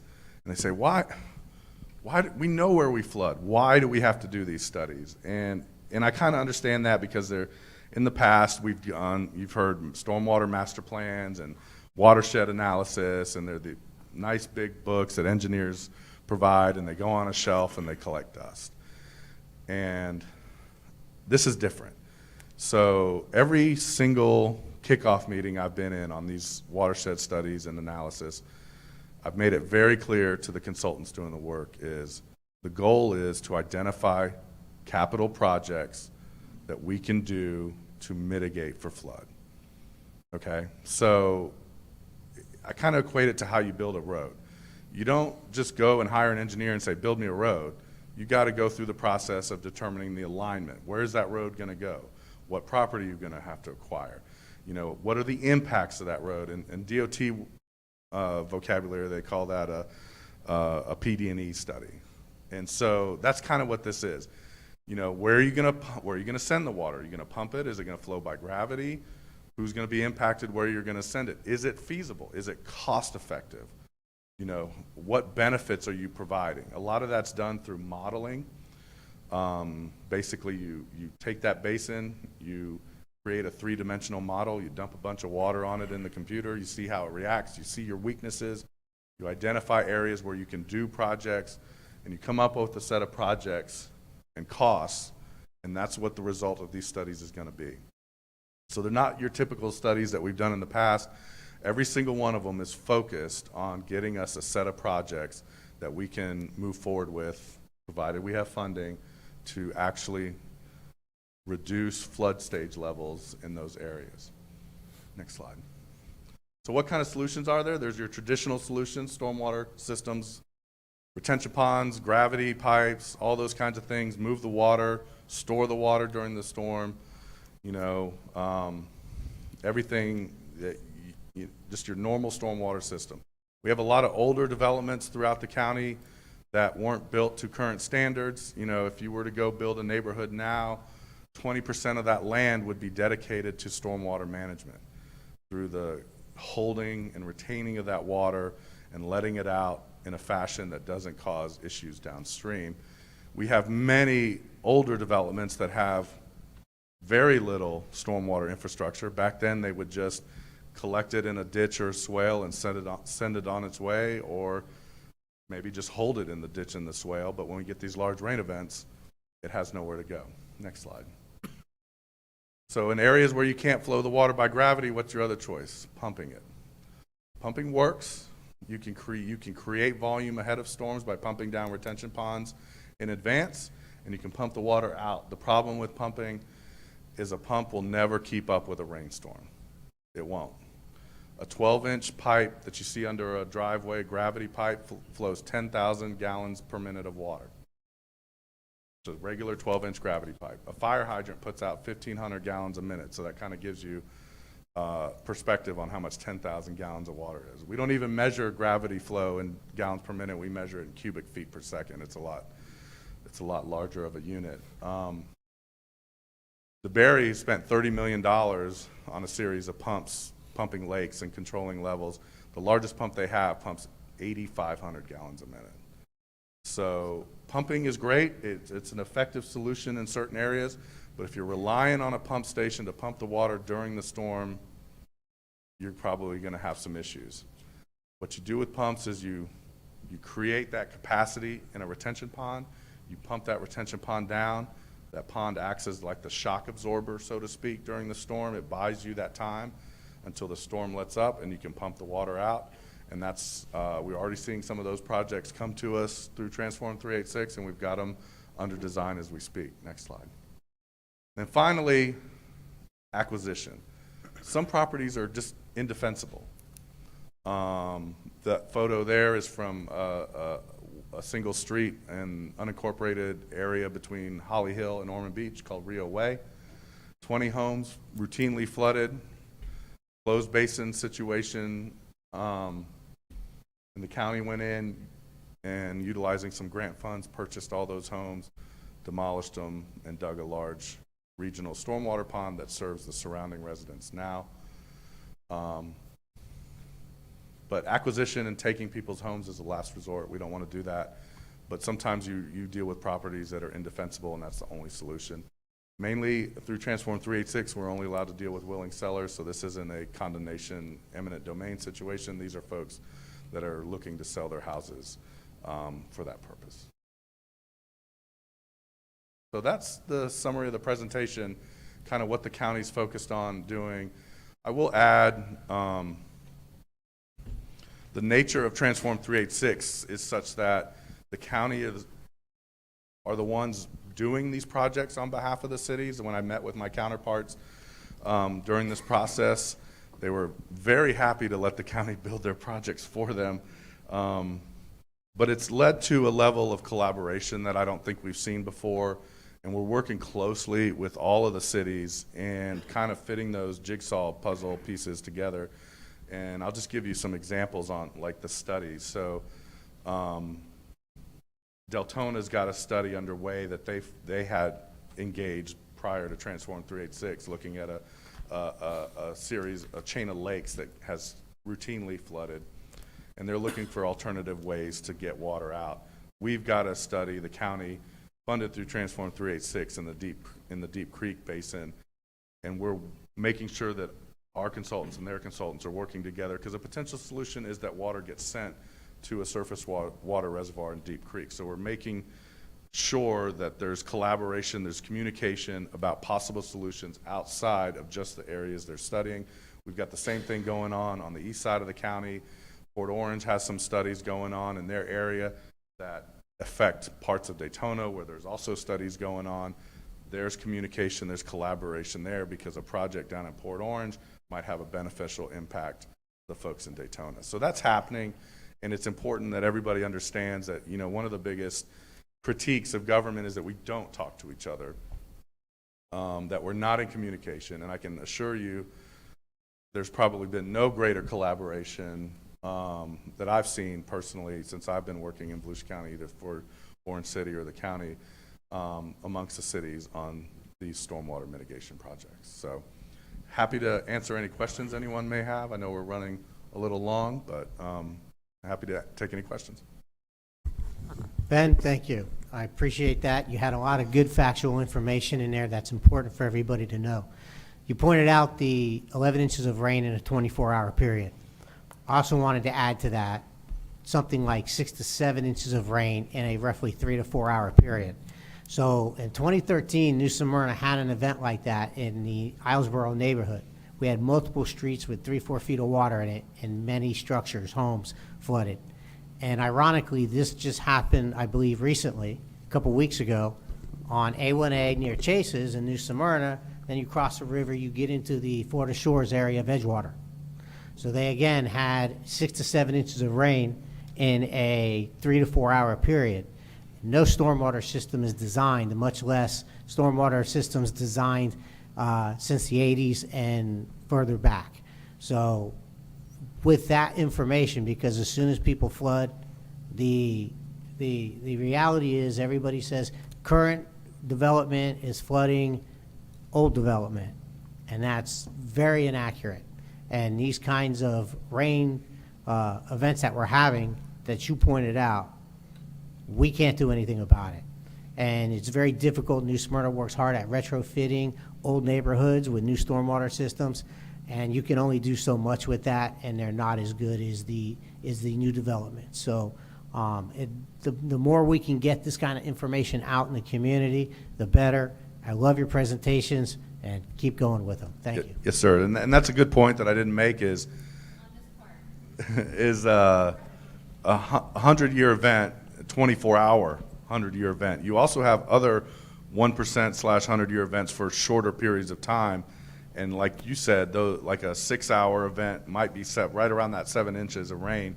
And I didn't mention this, but there's not a stormwater system in Volusia County that's designed to greater than a 100-year event. And most of your older systems don't even come close. And your conveyance systems, actually, the pipes and inlets are actually designed to a lower standard because they account for what the DOT calls spread. It allows for a certain amount of water in the road during these high-intensity events. So you get a lot of folks, I see them on social media, you know, you get a real heavy rain event. I know we experienced one pretty recently in the Edgewater area. You see it in a couple weeks before that, there was one in Port Orange. You see a lot of photos on social media of the street flooding in these high-intensity, short-duration events, and then a few hours later, it's all gone as the system can catch up. So that's not to say that there can't be improvements that are made to those locations, but you're right, it's expensive to come in and retrofit those older subdivisions with that kind of modern stormwater technology. I would be remiss if I didn't bring to the folks behind me's attention. Most of the people at the table here are aware, but the round table of elected officials also has a subcommittee for flooding. And you've heard the word collaboration. My 4 C's is cooperation, communication, collaboration, and the last one being common sense. We have 16 mayors or elected officials or city managers, a lot of public works directors who meet monthly and have been for the past 7 months to ensure that every one of our projects is working with the other sister cities projects to do no harm, as Ben said.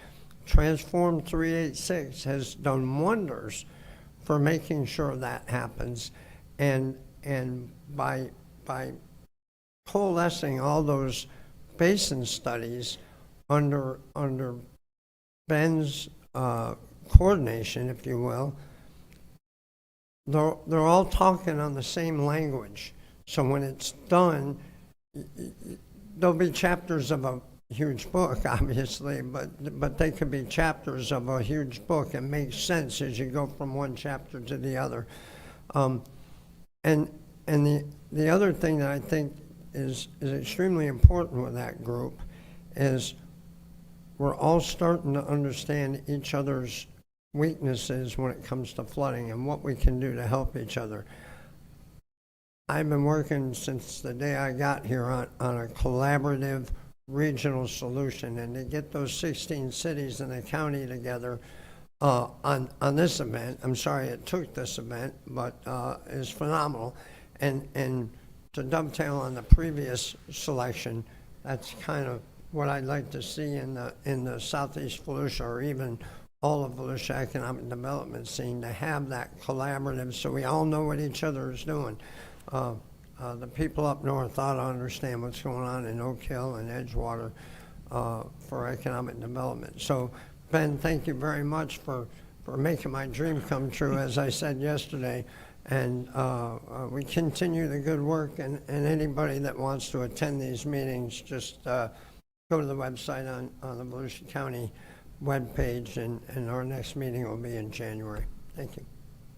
Yes, sir. Just a quick example of that is, I know when we purchased, the county through Forever purchased a large parcel of land adjacent to Florida Shores for conservation, we at the county and our staff, working with Edgewater staff, knew of the drainage difficulties that Florida Shores experience and how some of their canals and ditches in there actually discharge into that property, and we were able to, through that purchase, partition off portions of that property so that Edgewater has access and can do maintenance on those areas and better facilitate the drainage out of Florida Shores. So Ben, this is an economic development, and you're brave to come in and talk to us about stuff that may not seem related, but it's 100% related. I call the problem that you're helping solve the static in the line of communication between economic development and panic by our citizenry that somehow this will impact negatively if we keep doing economic growth. We're standing in water. I don't want to hear about your economic growth. I want you to fix this fast. And so that kind of stands in the way. We talk out of one side and say we want to grow economically, and we all do, and we must, or we're going to die. There are cities that are experiencing that right now. But that fear factor is so big, and you're so good at what you're doing. We at the table know the story, and we can repeat it for you. Talking about Commissioner Ashley's idea about a marketing plan, we market the economic values that we're trying to create. Have you and the guys considered that you need a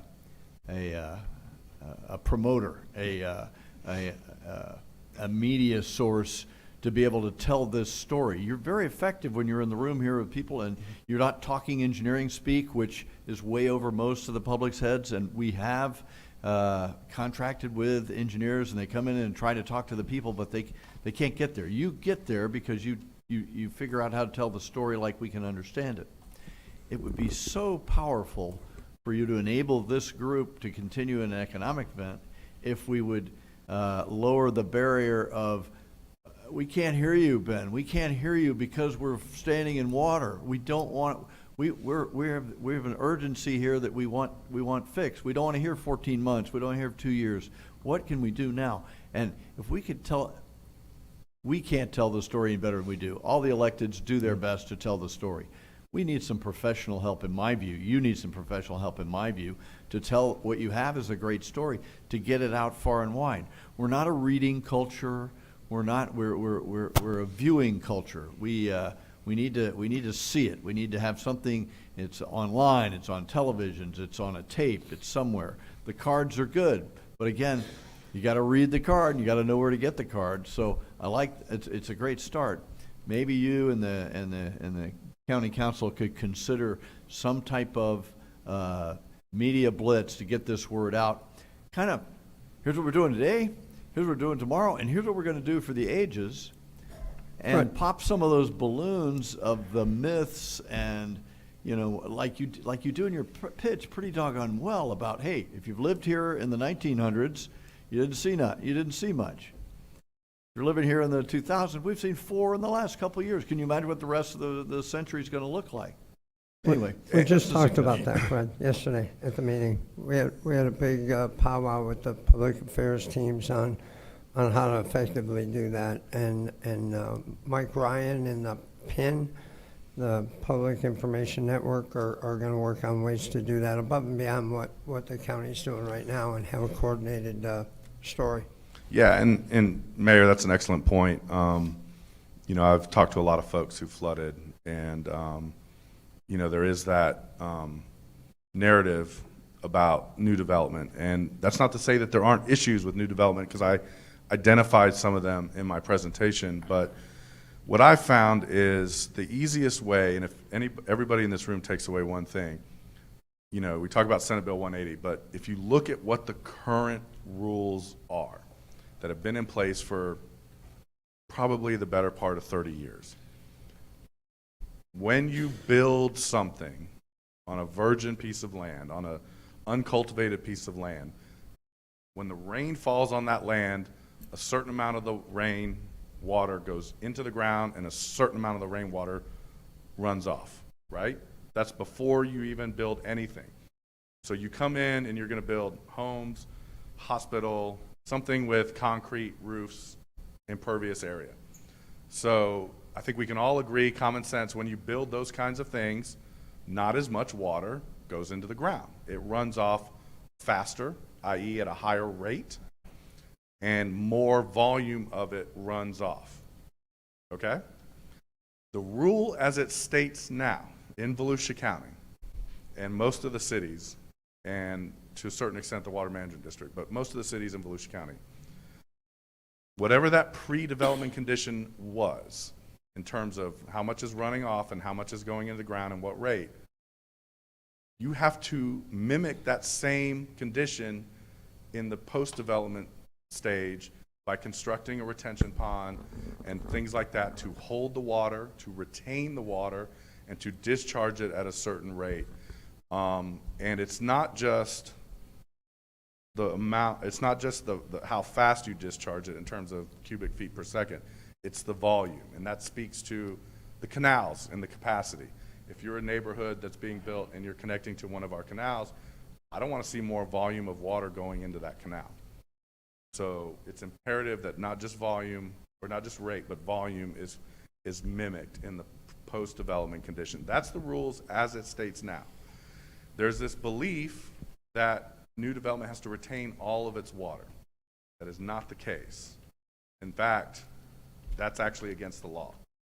But you can't hold more water on your site to a significant amount than was in the pre-development condition, because there are water bodies, wetlands, things like that downstream that rely on that water to hydrate and things like that. You go out west, you hold water back, and that's like a huge no-no. So what you're trying to do is mimic the pre-development condition, and that's what the rules that are in place now. That's not to say that there aren't things that we can do to make them better. Building in the floodplain is a very big concern. Anytime you add fill to a floodplain, you're displacing water that can go to other places. New Smyrna has some very strict rules. The general rule is for every yard of fill you add in the floodplain, you got to dig a yard out to compensate, compensatory storage.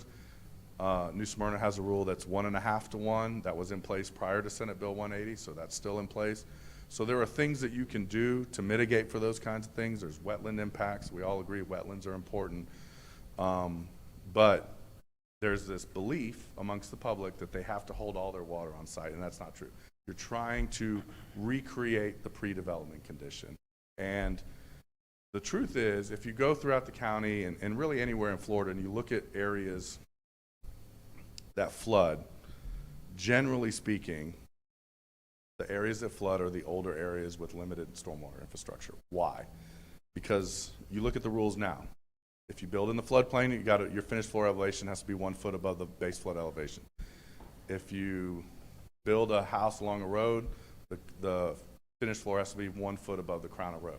How many times have you driven through some older areas and see houses 6 feet below the road and things like that? So those rules weren't in place when a lot of those areas were developed. The stormwater engineering and infrastructure back then, it was collect it and send it on its way.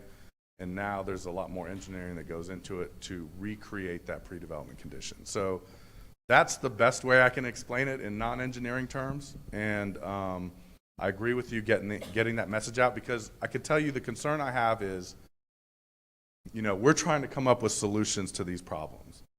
And if you have a large group of people that believe this is the cause of the flooding, and I come in and say, well, actually, it's B, C, and D, not A, and I've had these meetings, and I tell them, well, actually, here's the fix, and here's the solution. Well, you're not fixing the problem I thought it was, therefore, we don't think it's going to work. And so that's why education is important, so folks understand that what truly is the cause of the flooding. And again, that's not to say that there aren't issues with new development. There are, but it's about identifying those issues and rectifying them through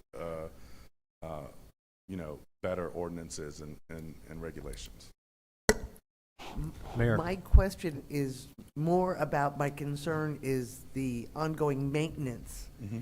And I'm not sure of any,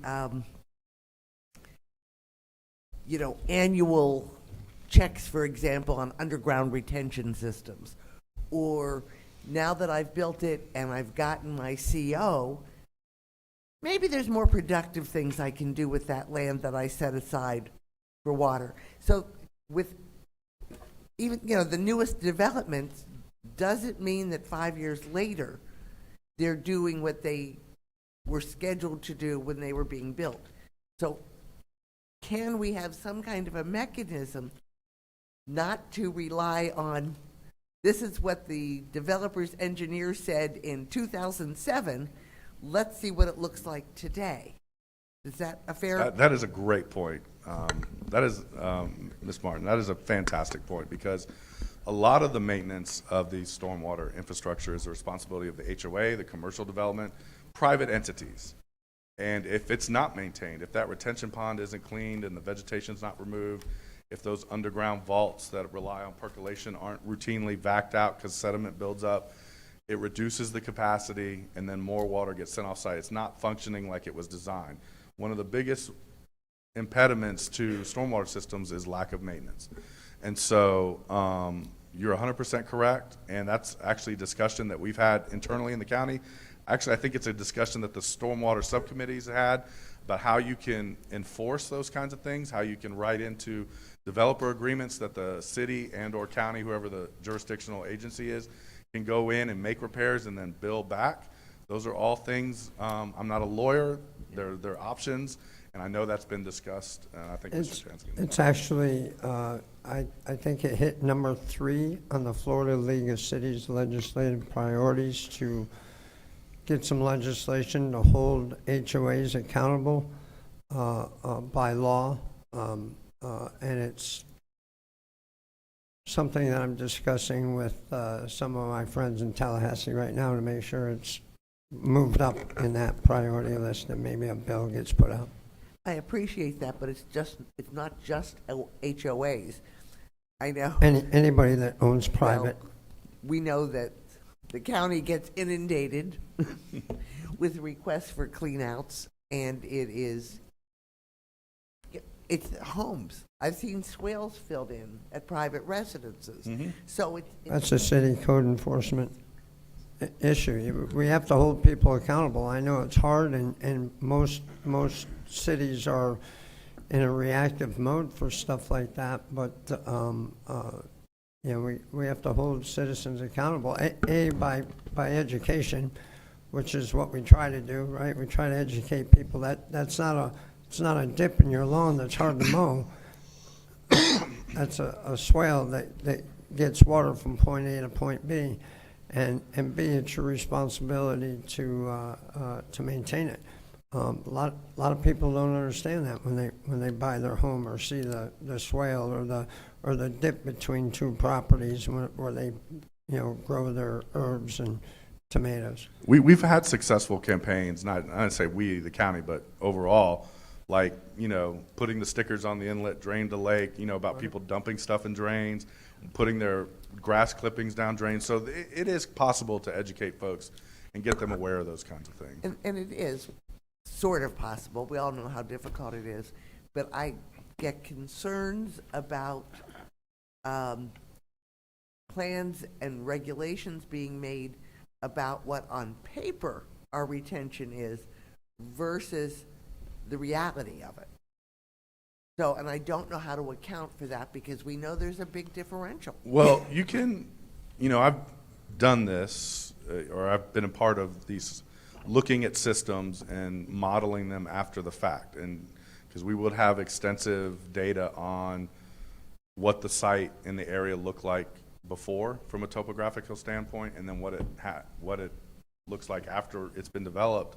And I've actually seen situations where development, because there are factor of safeties built into retention ponds through freeboard, which is additional volume in ponds that we put in as a factor of safety. Just like when you design a bridge, you don't design and build the bridge to the exact load rating you want it.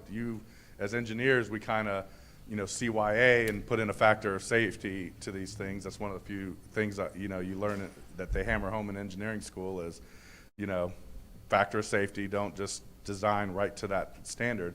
But I've seen systems modeled after the fact where they're actually beneficial in larger rain events to the surrounding properties because they let less water go downstream, not a tremendous amount, but somewhat, than in the pre-development conditions. So we can look at that, but if you're not maintaining the system as designed and it's not going to function as designed, that can cause problems, and that is something that we're definitely focused on, and I would urge every other city to look at as well.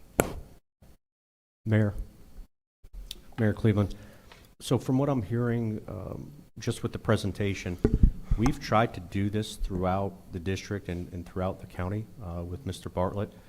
Do you think it would be beneficial at this point to make a recommendation to the county manager to maybe make up a video outlining what Ben says in his terms, maybe a 10 or 15-minute video, and getting it out to you guys? That way, each elected has their own platform, has their own public, each city has their own website, and get that out there. Is that what I'm? Sir, that would be great. Make Ben a movie star, and his message is so compelling, and Right. it pops a lot of the balloons of the vacuum of uncertainty, where those that speculate will enter in. The classic is, I've lived here 30 years and it's never happened. Well, if you look at his chart, that's right. You were right, sir. It did not happen, and now it is happening. And I don't understand the Mother Nature piece of that, but that's exactly what we're experiencing. So getting that out there on a video, fantastic. I think that's the culture we're in.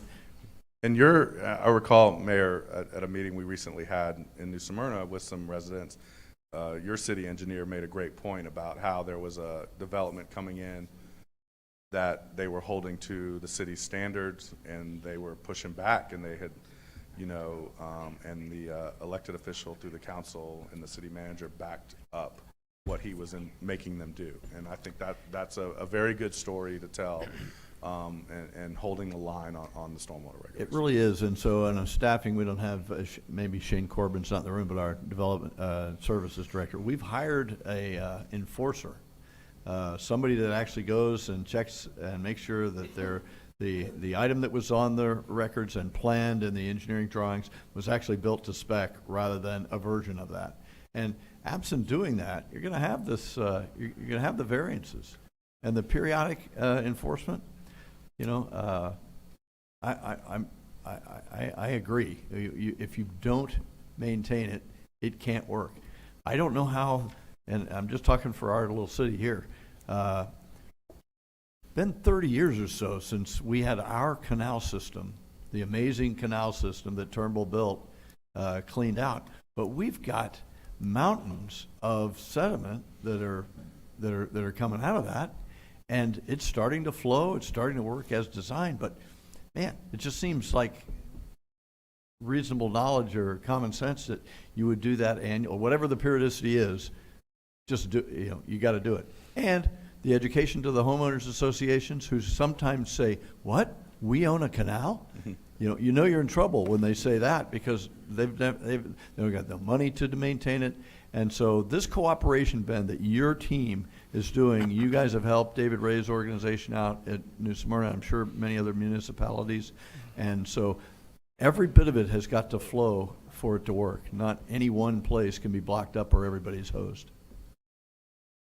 If I could touch on the mayor's point regarding the video, just a suggestion that there'll be multiple short duration videos, because you need something to be able to put out there on Twitter and Facebook, and you know, most of, especially the youth, they're looking at their attention span is 30 seconds. It's short, so it should be something that's really, you know, technology driven to where it's quick. And I mean, you're starting to see ads now where they're at double speed when they're talking, just because people are so not in tune with looking at something for a long duration. But just an idea. Have it right, Joe. Commissioner Perrine's got a point she wants to make. So I agree 100% with everything everyone has said up here. Every time we take 3 steps forward, it's 10 backwards with this negative media that we're constantly are getting. Just like today, we should have the newspaper here.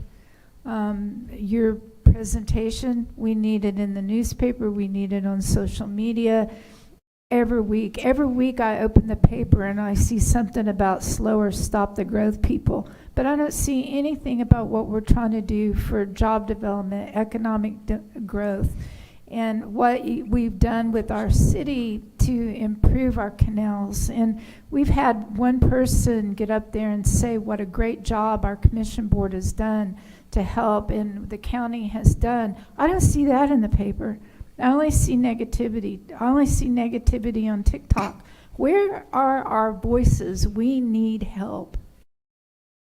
Ben, I do have one question which might lead us into the next conversation. So when you're doing these studies and creating these plans, how do we, for scale, how do we do multi-benefit projects, right? So this is economic development, that's flooding, we have roadway improvements and enhancements. How do we tie it all together so for economies of scale, so that we have stronger applications for federal funding in order to move those forward in light of economic development, et cetera? Great question. So whenever you can, quote Mr. Robbins likes to say this a lot, kill 2 birds with 1 stone. You know, we try to do that, obviously. So these stormwater studies are gonna identify a series of a significant amount of projects. And some of them are gonna overlap and things like that. So we can create regional stormwater projects for, that have beneficial results for multiple jurisdictions. But to your point, it's not just stormwater projects, right? So transportation projects, there's always a stormwater component to them. So if we're building a road or widening a road in an area that we know to flood, and I will give you an example that we've already identified. Orange Camp Road in DeLand experienced significant flooding. We were already underway looking at a potential widening of Orange Camp Road. There were multiple homes that flooded. We're looking to address some of the flooding situations as part of the road construction. Some of that's going to be acquisition of homes that were repetitively flooded. Some of that's going to be enhanced stormwater systems that provide more capacity. But that is an example, exactly what you're talking about. We have the city of DeLand requested a study in that particular area. It's a county road that we are widening. And so through Transform 386, in addition with my staff, construction engineering staff that does the road capacity projects, we've already created that link and identified that as, hey, we're going to widen the road. It's going to require a stormwater component. Let's make sure that that stormwater component provides flood mitigation to these homes. And we can acquire homes along that road for right-of-way purposes that flooded. So you're acquiring homes, getting them, multiple repetitively flooded homes, getting them off out of, they're basically indefensible as they are now, getting them out of there and then utilizing that land for flood protection for other areas.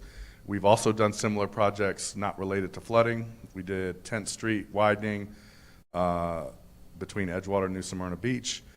Has a stormwater component, but we also utilized land because we had to acquire land for the stormwater system, but there was additional land left over. We utilized that site for a nutrient reduction system for stormwater, the Gabordi Canal, that removes significant amount of nutrients going in the Mosquito Lagoon. So that's a transportation project, adding capacity, also a nutrient reduction project for the Mosquito Lagoon. So we definitely do that, and we identify those projects, not just stormwater areas, but stormwater transportation and maybe utilities and things like that. Yeah, and I was just thinking with the overlay and the city is identifying, the county identifying, here are areas we want to focus our economic development, then working with you so that there could be a potential public-private partnership when people come in and trying to design those projects in the appropriate way. So, yep, absolutely. opportunities there.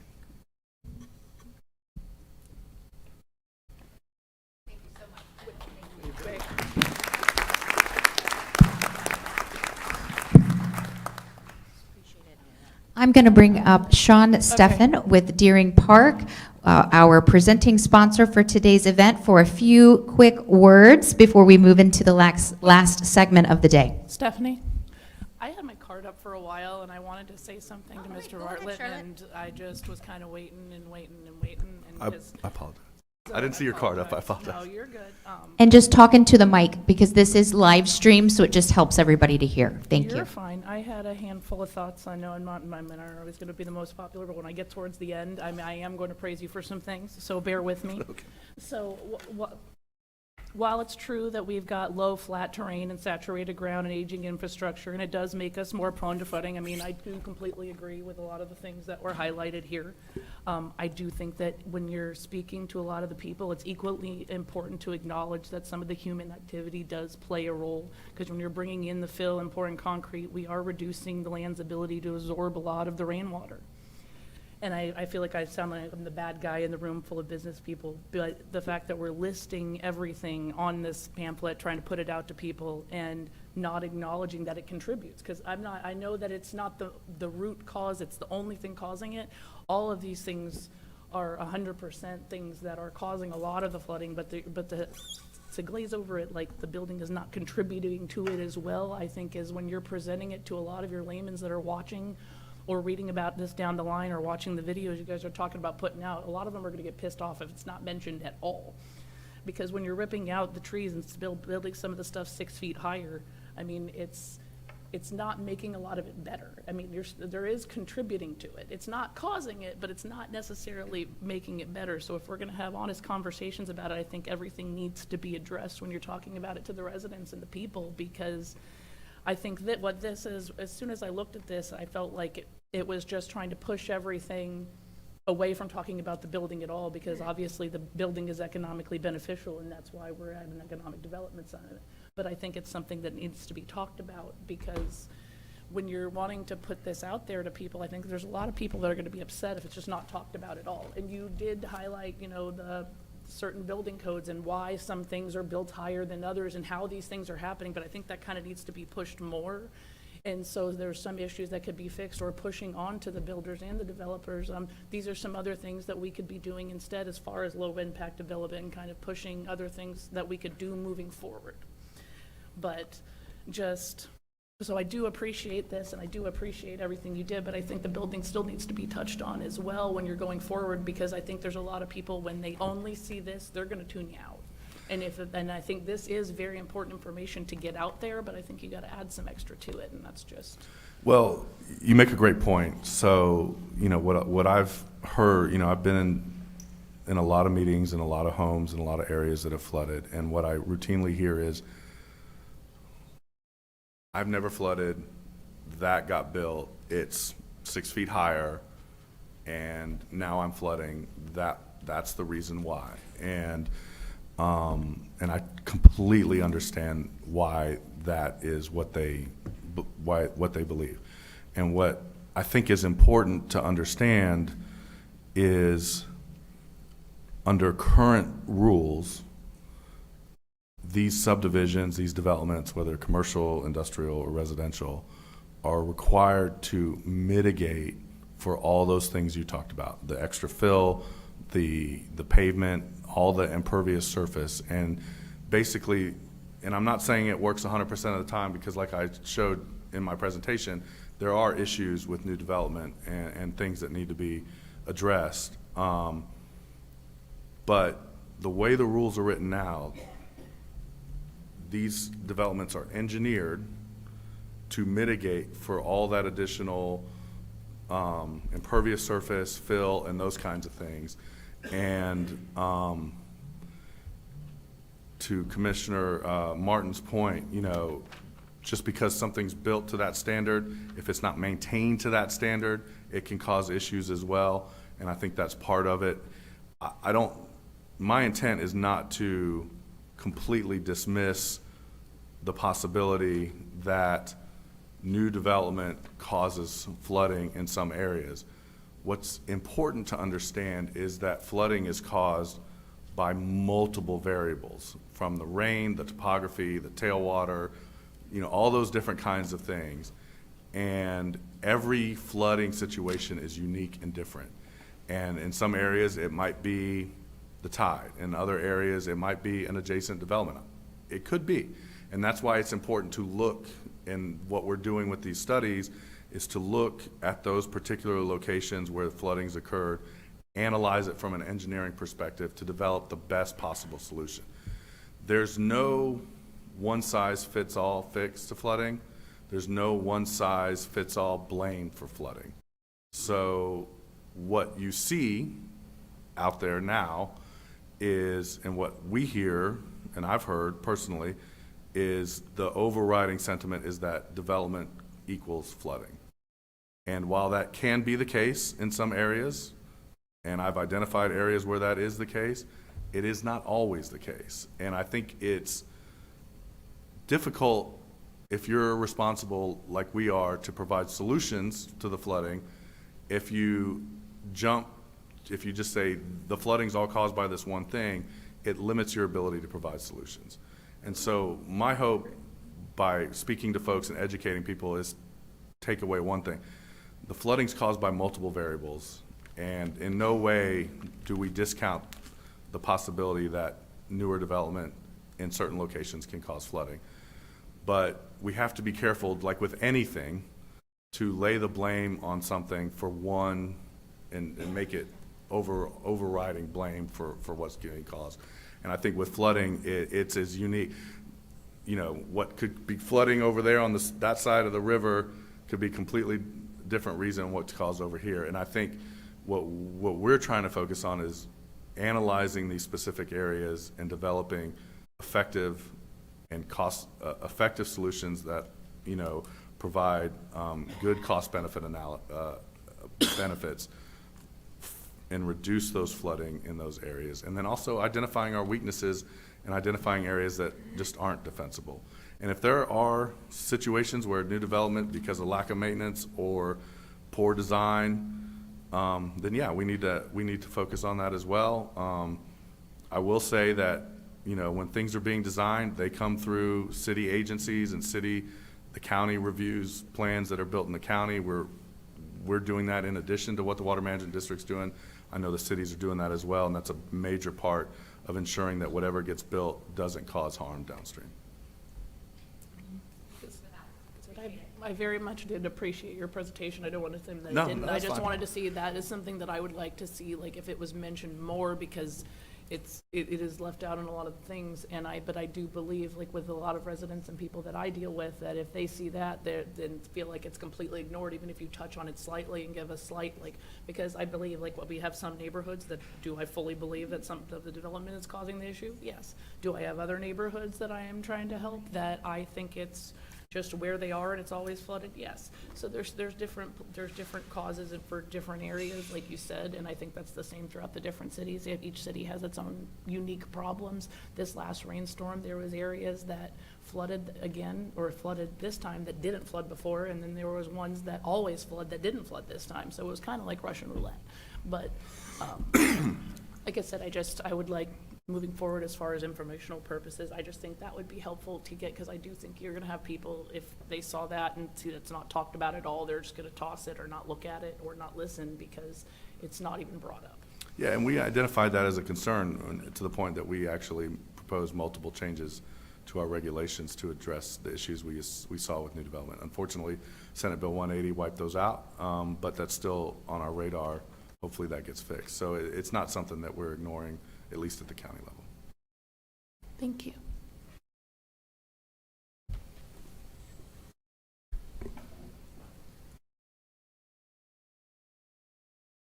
Good morning. My name is Sean Steffen from Deering Park.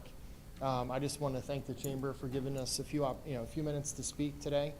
We have obviously a lot of local leaders and staff members here with us today. As we move forward and as we continue to develop Deering Park will come online more or less about the summer to fall of next year. And one of the things that's really important for us is to integrate into the community. We've had the opportunity to have conversations with just about everyone in this room.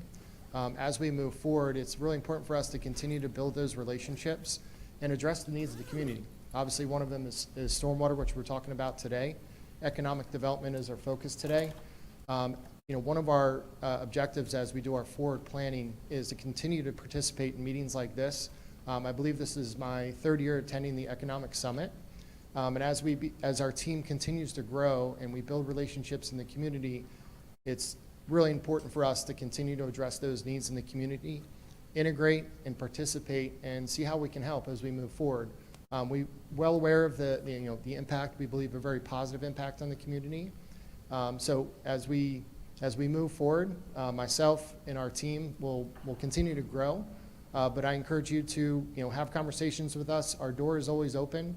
Robbie Lee, the land manager of Farmington, has continued to done countless tours of the property.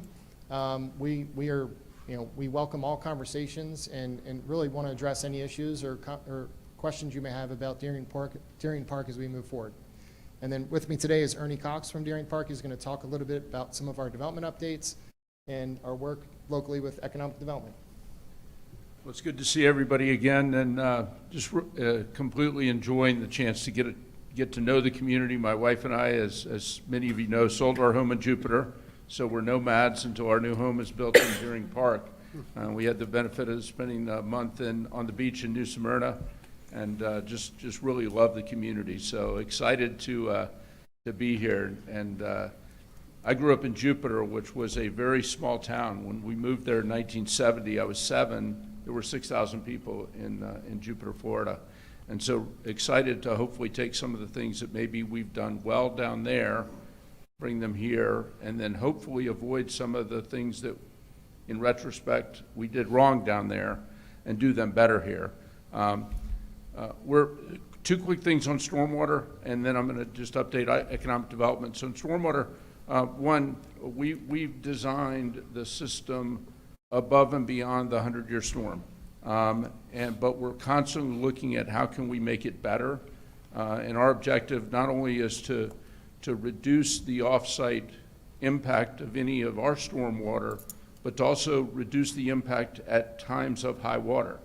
And so when there's no water in canals, it doesn't matter if more water goes into the canal, but when the canals are completely full and the tide is high, we need to hold our water.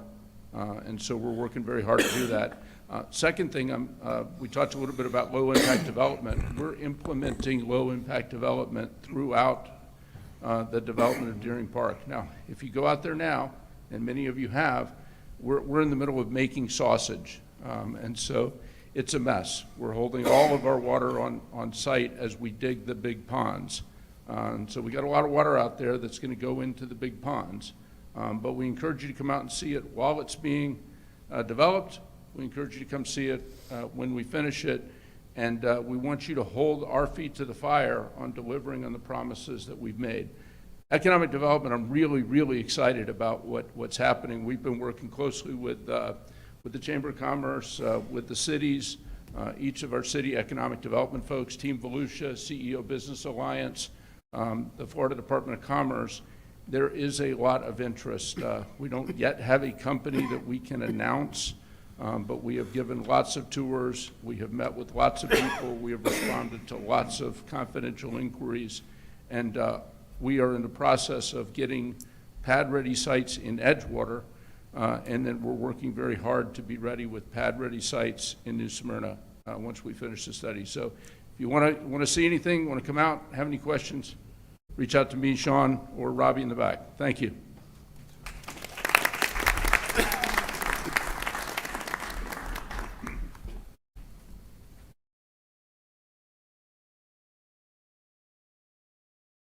Great, thank you. So I know we do have a hard stop at 11:45, so what we're going to do is we're going to combine both the infrastructure section and the transportation section together. So just to tee a lot of this up, we've been having a lot of conversation about how there is overlap between all of what we've been talking about. So when we're thinking about transportation, we really need to have a conversation around what are the transportation needs, the multimodal access that that was mentioned earlier, access redundancy to these places that we are wanting to focus our economic generating land uses around. Is there one way in, or if something happens, is there multiple ways to ensure that the companies within that land area can continue to get in and out and function, so there is less economic impact there. And then really thinking about cohesively about how those corridors serve the communities that they're in or connect to. And again, stormwater, flooding, tying all of that in together. So one of the objectives of our strategic plan was to create an infrastructure plan, which was to also include a multimodal section to focus on the movement of goods and people. The plan called out 3 specific needs: the need to prioritize projects necessary to develop the industrial park west of 95, the Williamson extension, and the widening of Mission Road.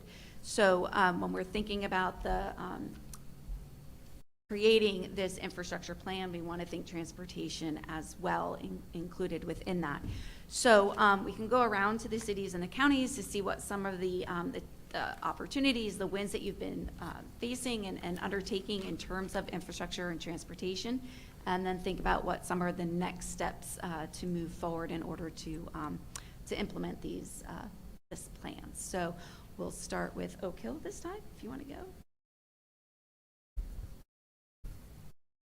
Well, I don't know, minor projects, baby steps, obviously, but moving in the right direction. We're doing some septic to sewer work in Oak Hill,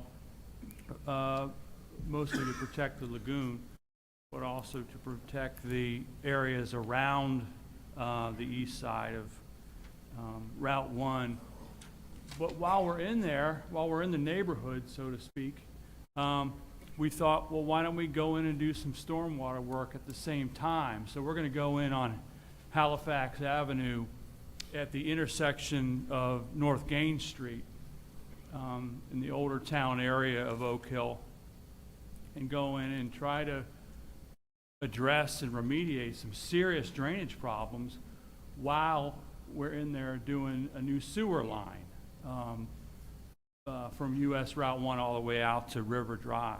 So that's one example of maybe 2 birds with 1 stone, as they say, as we mentioned earlier, where that might not be the full benefit of the project. It may create other opportunities for infrastructure improvements in terms of a new loop of water service that will be provided through the county's utility service, and maybe some other benefits having to do with the infrastructure improvement of just the road itself and the paving requirements and the design of those kinds of improvements to make that trip around River Drive over west on Halifax back to Route 1 a better experience, because that's where a lot of the development, primarily residential at this point, is on the horizon. So that's a big shot in the arm to that area of town, particularly in the context of what's coming in the future. Thank you so much. Edgewater. Sure. I was hoping to have my development service director here to speak on this issue in much more detail, but he had a family emergency. But I can tell you that, you know, as I mentioned before, the 95 interchange improvements are crucial for Edgewater. And then the future of Williamson Boulevard extending down to 442. And then also we have some plans for some traffic lights to be installed in the south end of our city that will be helpful for future development. And just really ensuring that we're looking as a whole at proper connectivity. So those are my only remarks on that at this time. Thank you. And Ms. Smyrna. So like most of the cities, our major transportation infrastructure is not ours.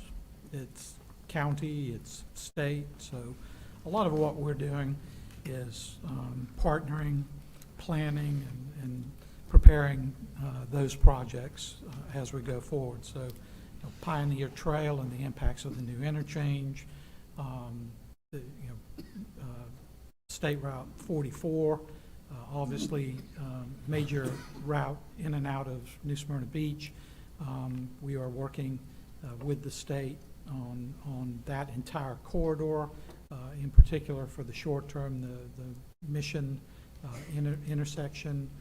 We'll be looking at the I-95 interchange with 44 and what improvements will need to be made there. So there's a lot of big picture transportation improvements. We're also looking at other ways to help our citizens get around, things as simple as sidewalks and crosswalks and bike paths and just opportunities where we can reduce the number of vehicle trips through better development practices, all of those kind of things. So it's a big picture.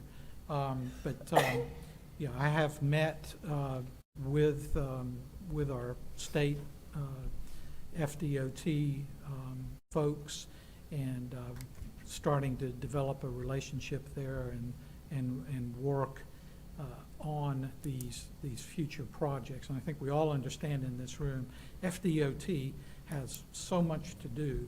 They're not looking at what they need to do 10 years or 20 years from now like we're trying to look at. They're looking at what do we need to do tomorrow to fix an immediate concern. So, I don't expect that, I-95 interchange at 44, they're not going to come out there tomorrow and start making the improvements that are needed to support the future that we see for that. But what we can do today is plan for that, prepare for that, and be ready when those thresholds are in fact met. Thank you. Volusia County. Let's go to Ben. He's got a pretty big list of possibilities, including what we talked about Tuesday night. Yes, sir. So as Mr. Johansson just mentioned and Mr. Robbins mentioned earlier, the council discussed extensively our road program and expansion of the thoroughfare road network. And I think the council plans to have a workshop later on after the first of the year. But the primary issue that the county has is that our road program, our projects that we construct for additional capacity on the thoroughfare road networks is primarily funded through impact fees and proportionate fair share, i.e. development. So, and that, those funds have to be used in the zone in which they're collected. Specifically, the southeast zone is one of the lower zones as far as how much revenue we get from those kinds of revenue sources. And so the only other additional funding source we have for road capacity projects is the new nickel portion of the gas tax, which is roughly $7 million a year. So our primary issue, in which council has acknowledged the other night and is looking to discuss, is how do we fund these types of projects going forward, with considering the limited funding that we have now. They've asked us to bring back information on every type of possible funding, from using a dedicated millage to potentially bonding through a general obligation bond, to sales tax, to other sources of revenue, to look at how we can provide additional funding for road program. And so kind of, limited resources in terms of funding, allocating those resources is kind of our job at Public Works. And the way we base our road program is on capacity. So we identify the roads that are at or near capacity through traffic counts, and those are the ones we recommend to council for potential projects. There are, proposals and ideas about expanding roads that aren't at capacity, and we can do that as well, but, it's going to take funding, and that's what we got to look at, and that's what council has directed us to come back with, and so they can discuss. The other side of it is specifically related to Southeast Volusia, is utilities. And, we talked about pad ready and those kinds of things. And pad ready, we've made sites pad ready. For instance, around the Daytona Airport, where utilities are available, you can bring them right up to the site. That's not an issue. It gets difficult in some areas within our service area. If those properties are 4 and 5 miles away, it's difficult to put that much infrastructure in the ground and then let it sit not being used. But we're focused on being ready and being nimble to provide utilities services to anywhere in Southeast Volusia within our service area, should the need arise, should we see the interest in industrial type activity in those areas. And then also, as mentioned, with the Insurtech, we are moving forward with a plan to make sure that we have the capability to accept industrial waste and have an industrial pretreatment program, so that when more of those businesses come into the county in this area, we are ready and will be able to provide them with the information they need to develop their site, so that it's in compliance with our industrial pretreatment program, and then they can go to work as soon as possible. Did anyone have any questions for each other at this point in time? Terry, you mentioned Old Mission. Yes. Which I add Bay to that every time, but Old Mission. I think the estimate yesterday or Tuesday night in today's dollars is $67 million in today's dollars to widen that. That's a lot of money.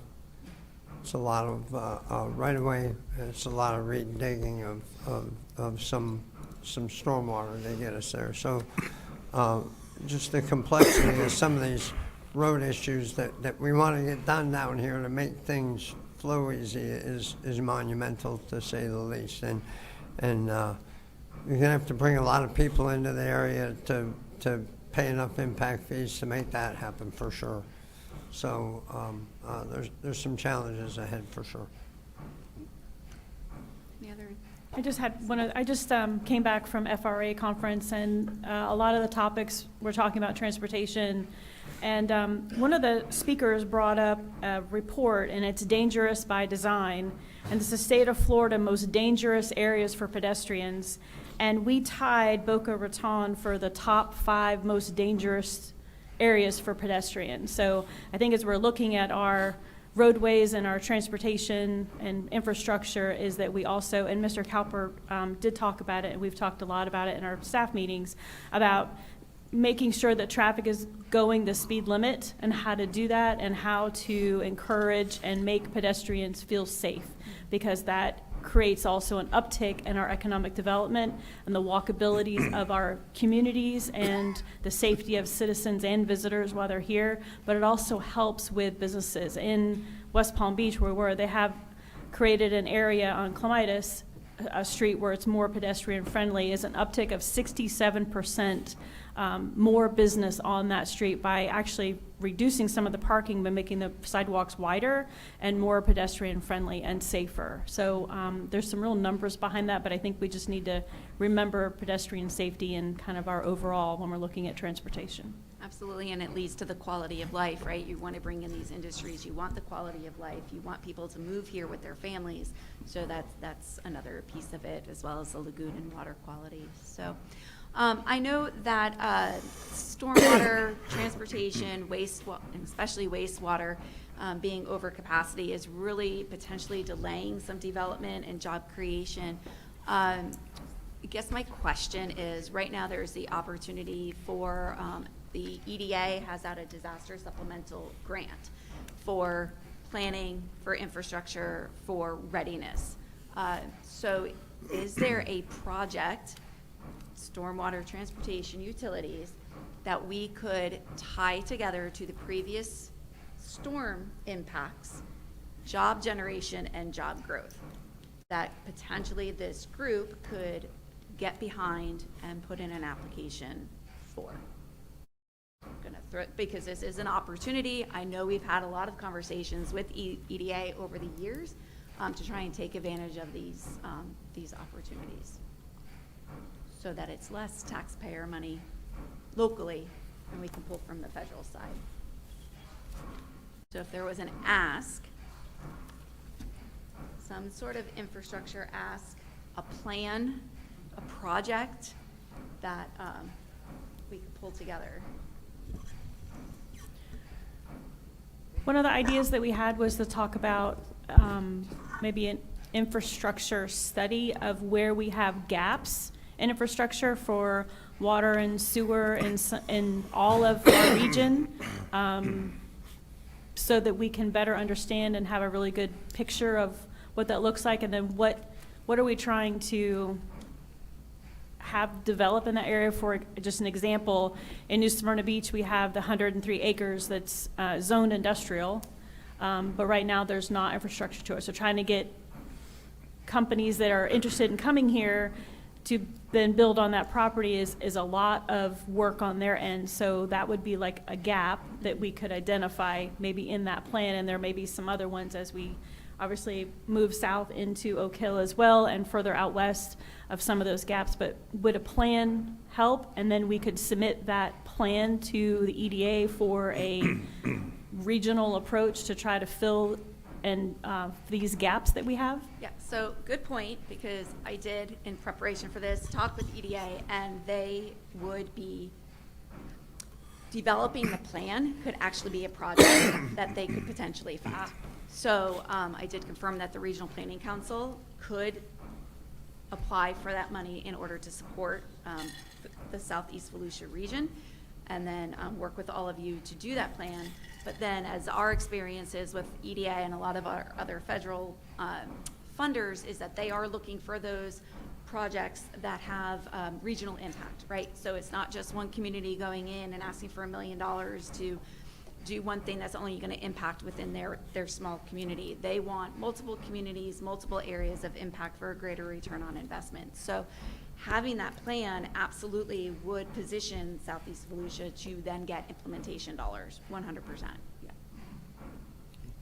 And that would help with the county with some of the infrastructure and transportation that we need to be addressed and widened, or to be able to maximize their potential, where we don't have the impact fee dollars coming in to do that, that could potentially be a source. It's about identifying the gaps and then creating a strategic approach to addressing the utilities. And then, you know, again, you could, as part of that, engage with those companies and those industries that you want to come in to better understand what they need as well. Could be part of that process.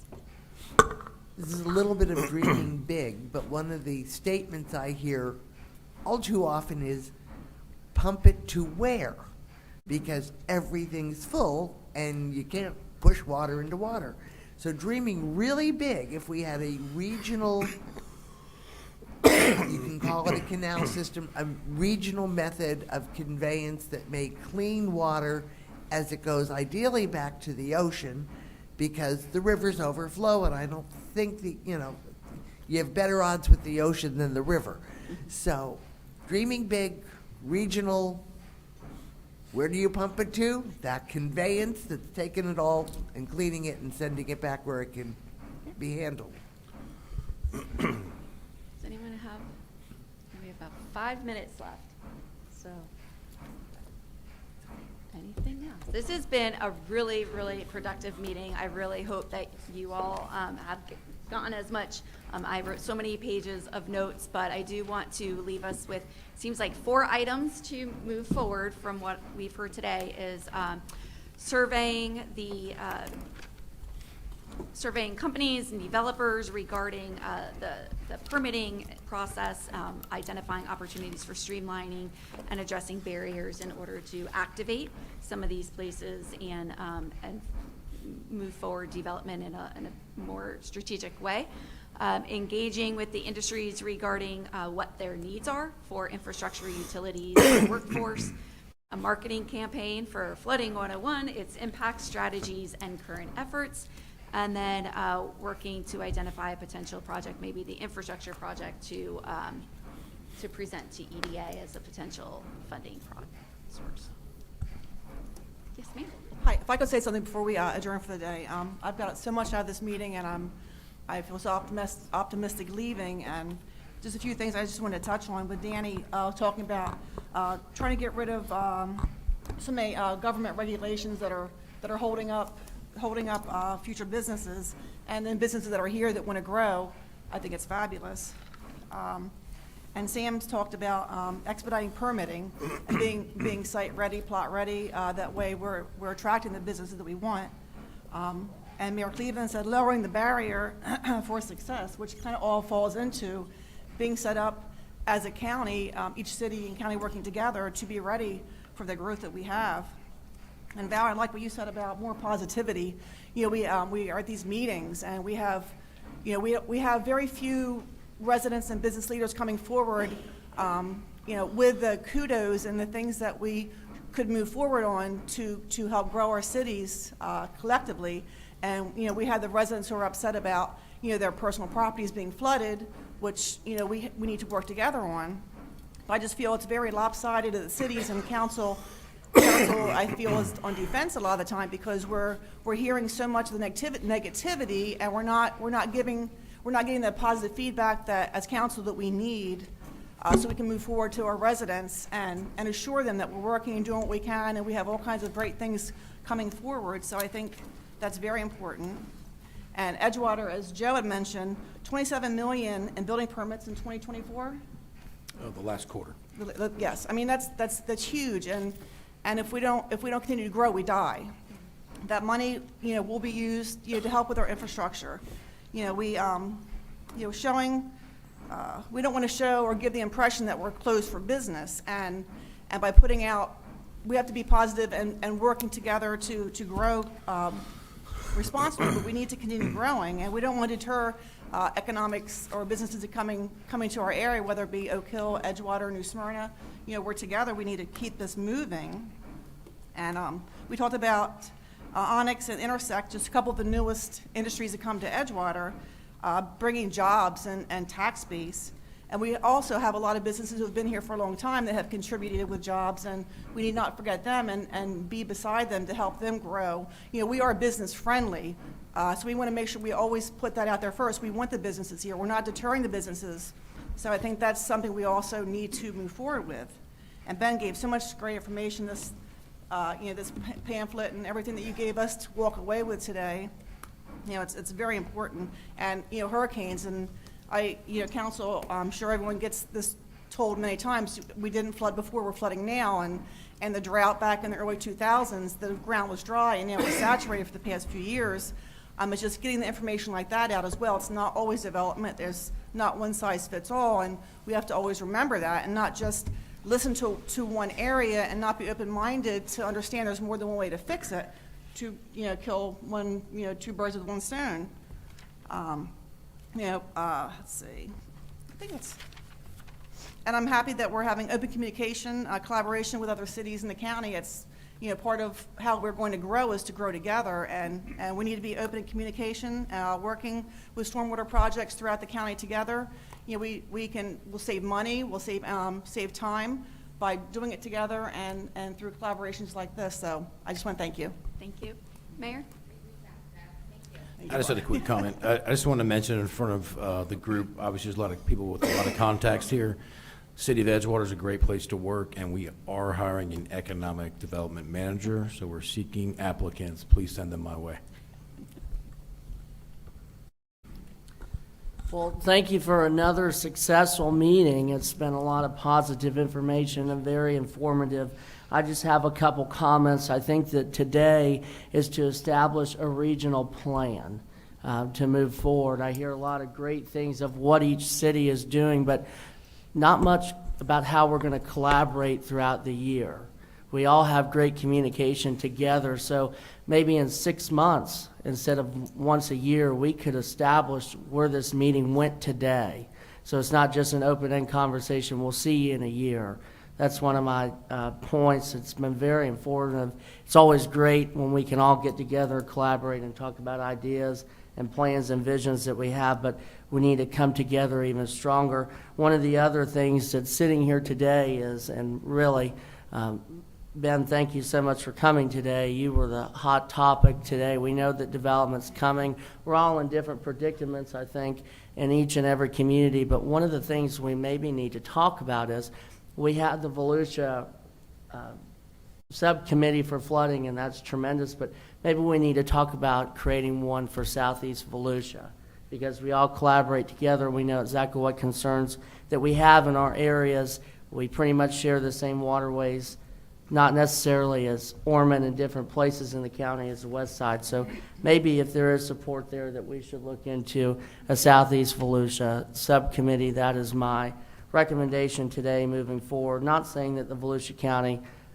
sub-flood committee is not doing a good job. They are, but we know our issues a little bit better at this side of the county than someone on the west side would.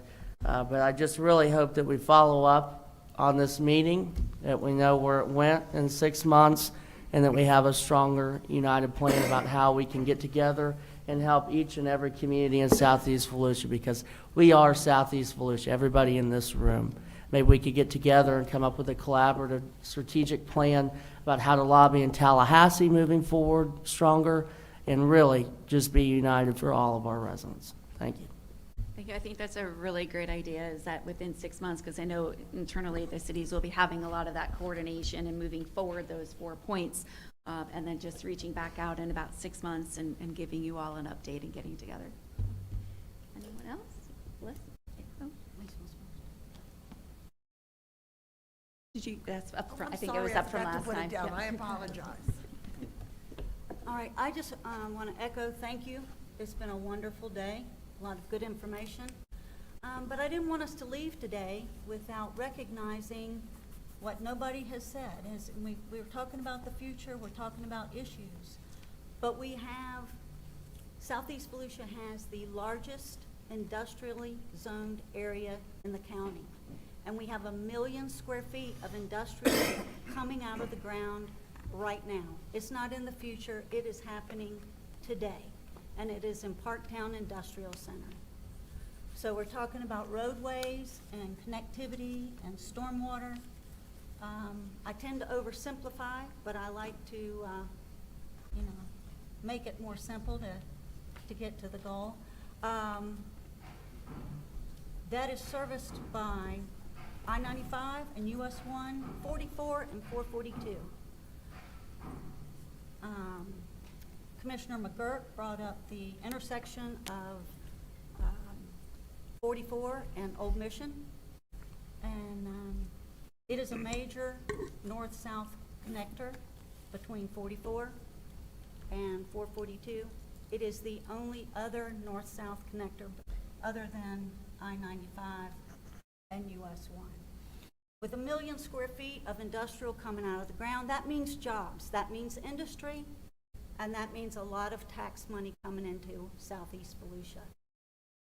So for low-hanging fruit, I know it's $67 million, but as we've already identified, dealing with roadways, as Mr. Bartlett said, also deals with stormwater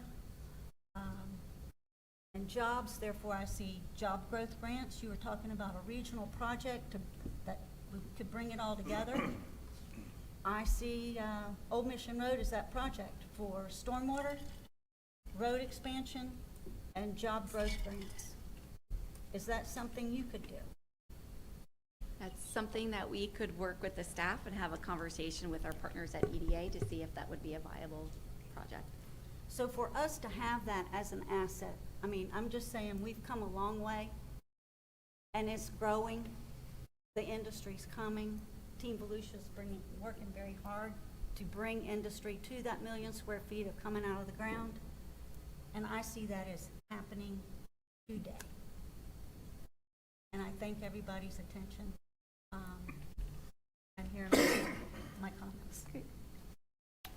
Thank you, and thank you, Ms. Jameson. And that's something we've been working on actually the last few months here. Ben Bartlett, I'll put you on the spot again. I know we had discussed this along with our county engineer in the different funding sources that will be needed for that area. And that's not something, although it's a top priority, it's not something we can really snap our fingers with easements, piping, canals on that Old Mission.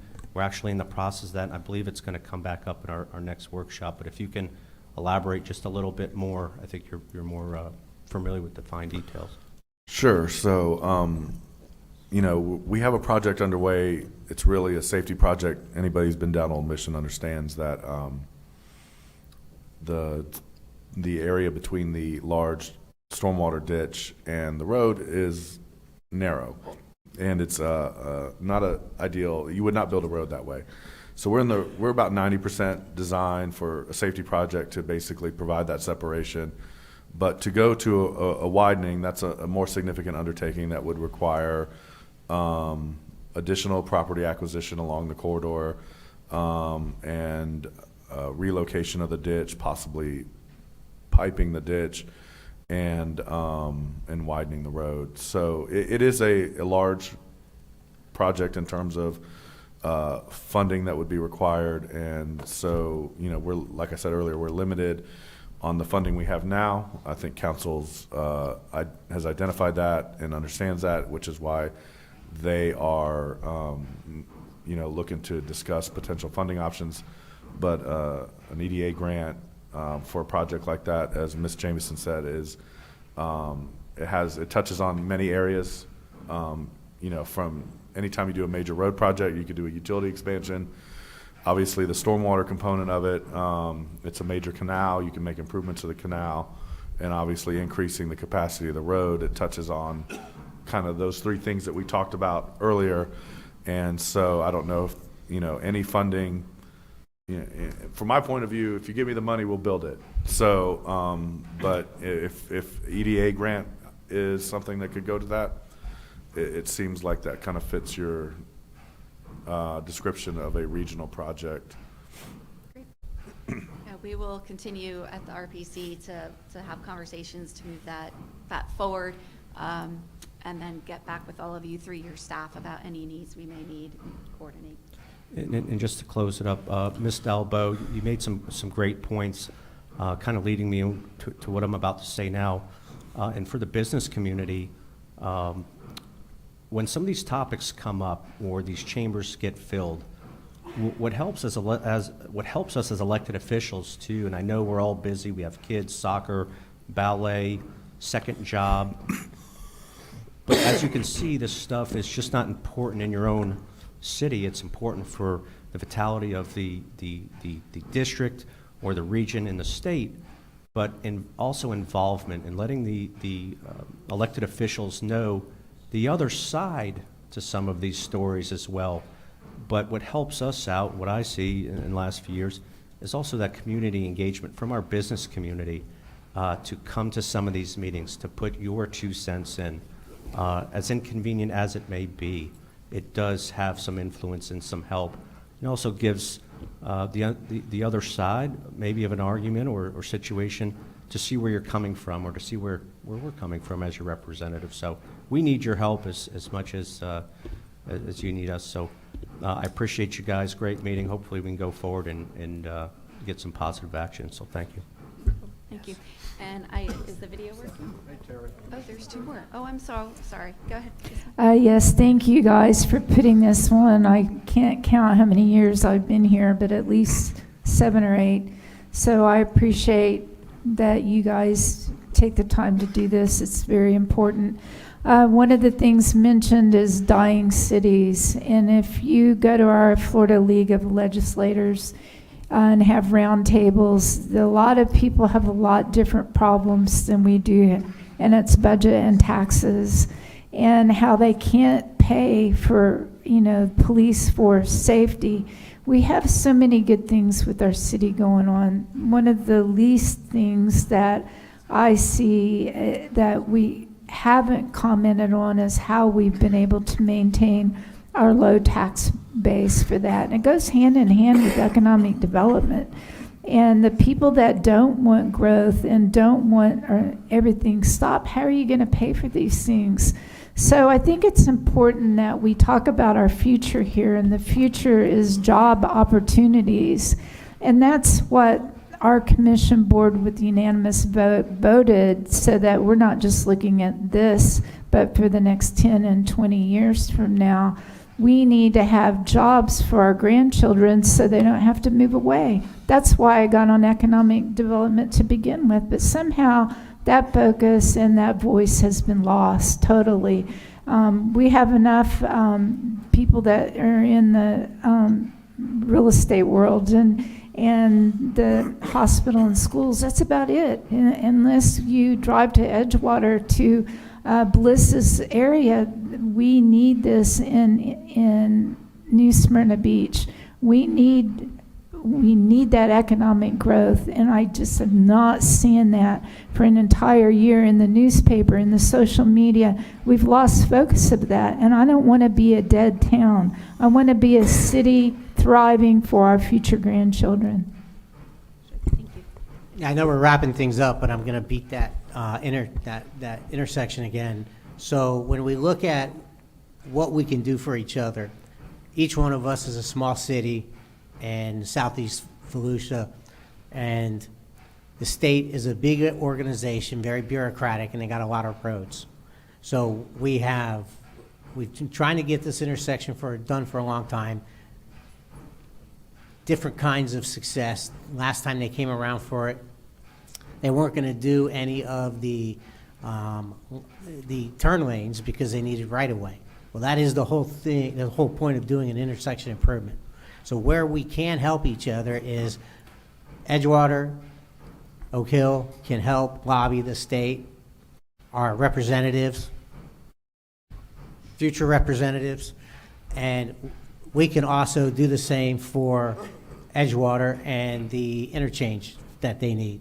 So these are the kind of things that I don't see that we can't start working on immediately. And then, of course, hitting up our buddies at the county for something like Mission Road. So going forward, these are the things I think are the low-hanging fruit. We can all collectively get together and start lobbying for each other, which is going to help us individually, that we may not have a big enough voice to someone like the state agencies that to them, we're just, small fish in a big sea. Thank you for today. Great time. And I agree, let's rehash this sooner than later. Thank you. Thank you. Thank you all for your time. Did you want to? We're going to try the video. If it doesn't work, we'll send it all to you. So please take a look at it.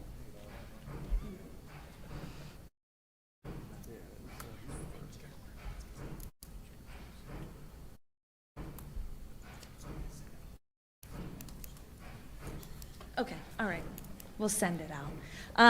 My name is Ashton Musgrove, CEO of the New Smyrna Beach Board of Realtors, and I am going to kill two birds with one stone as a sponsor from the Board of Realtors and also the chair of the committee this year. Thank you all so much for coming.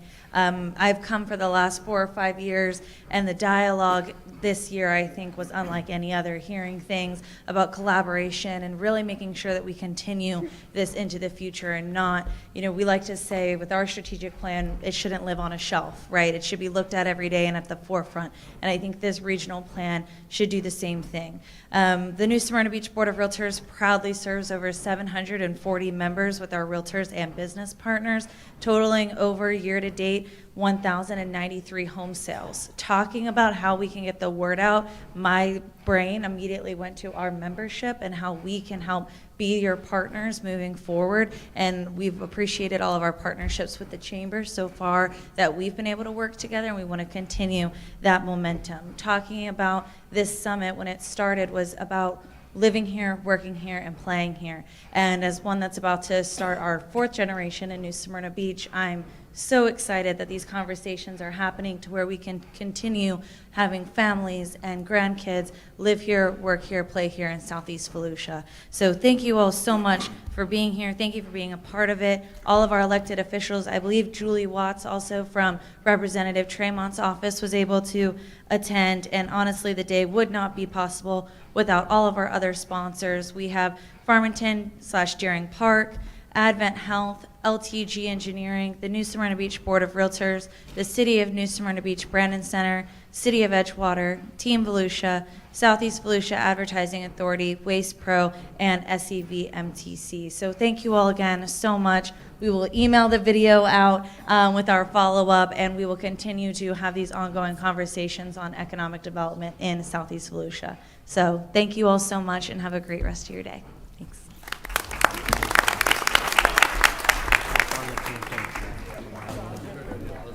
My condolences.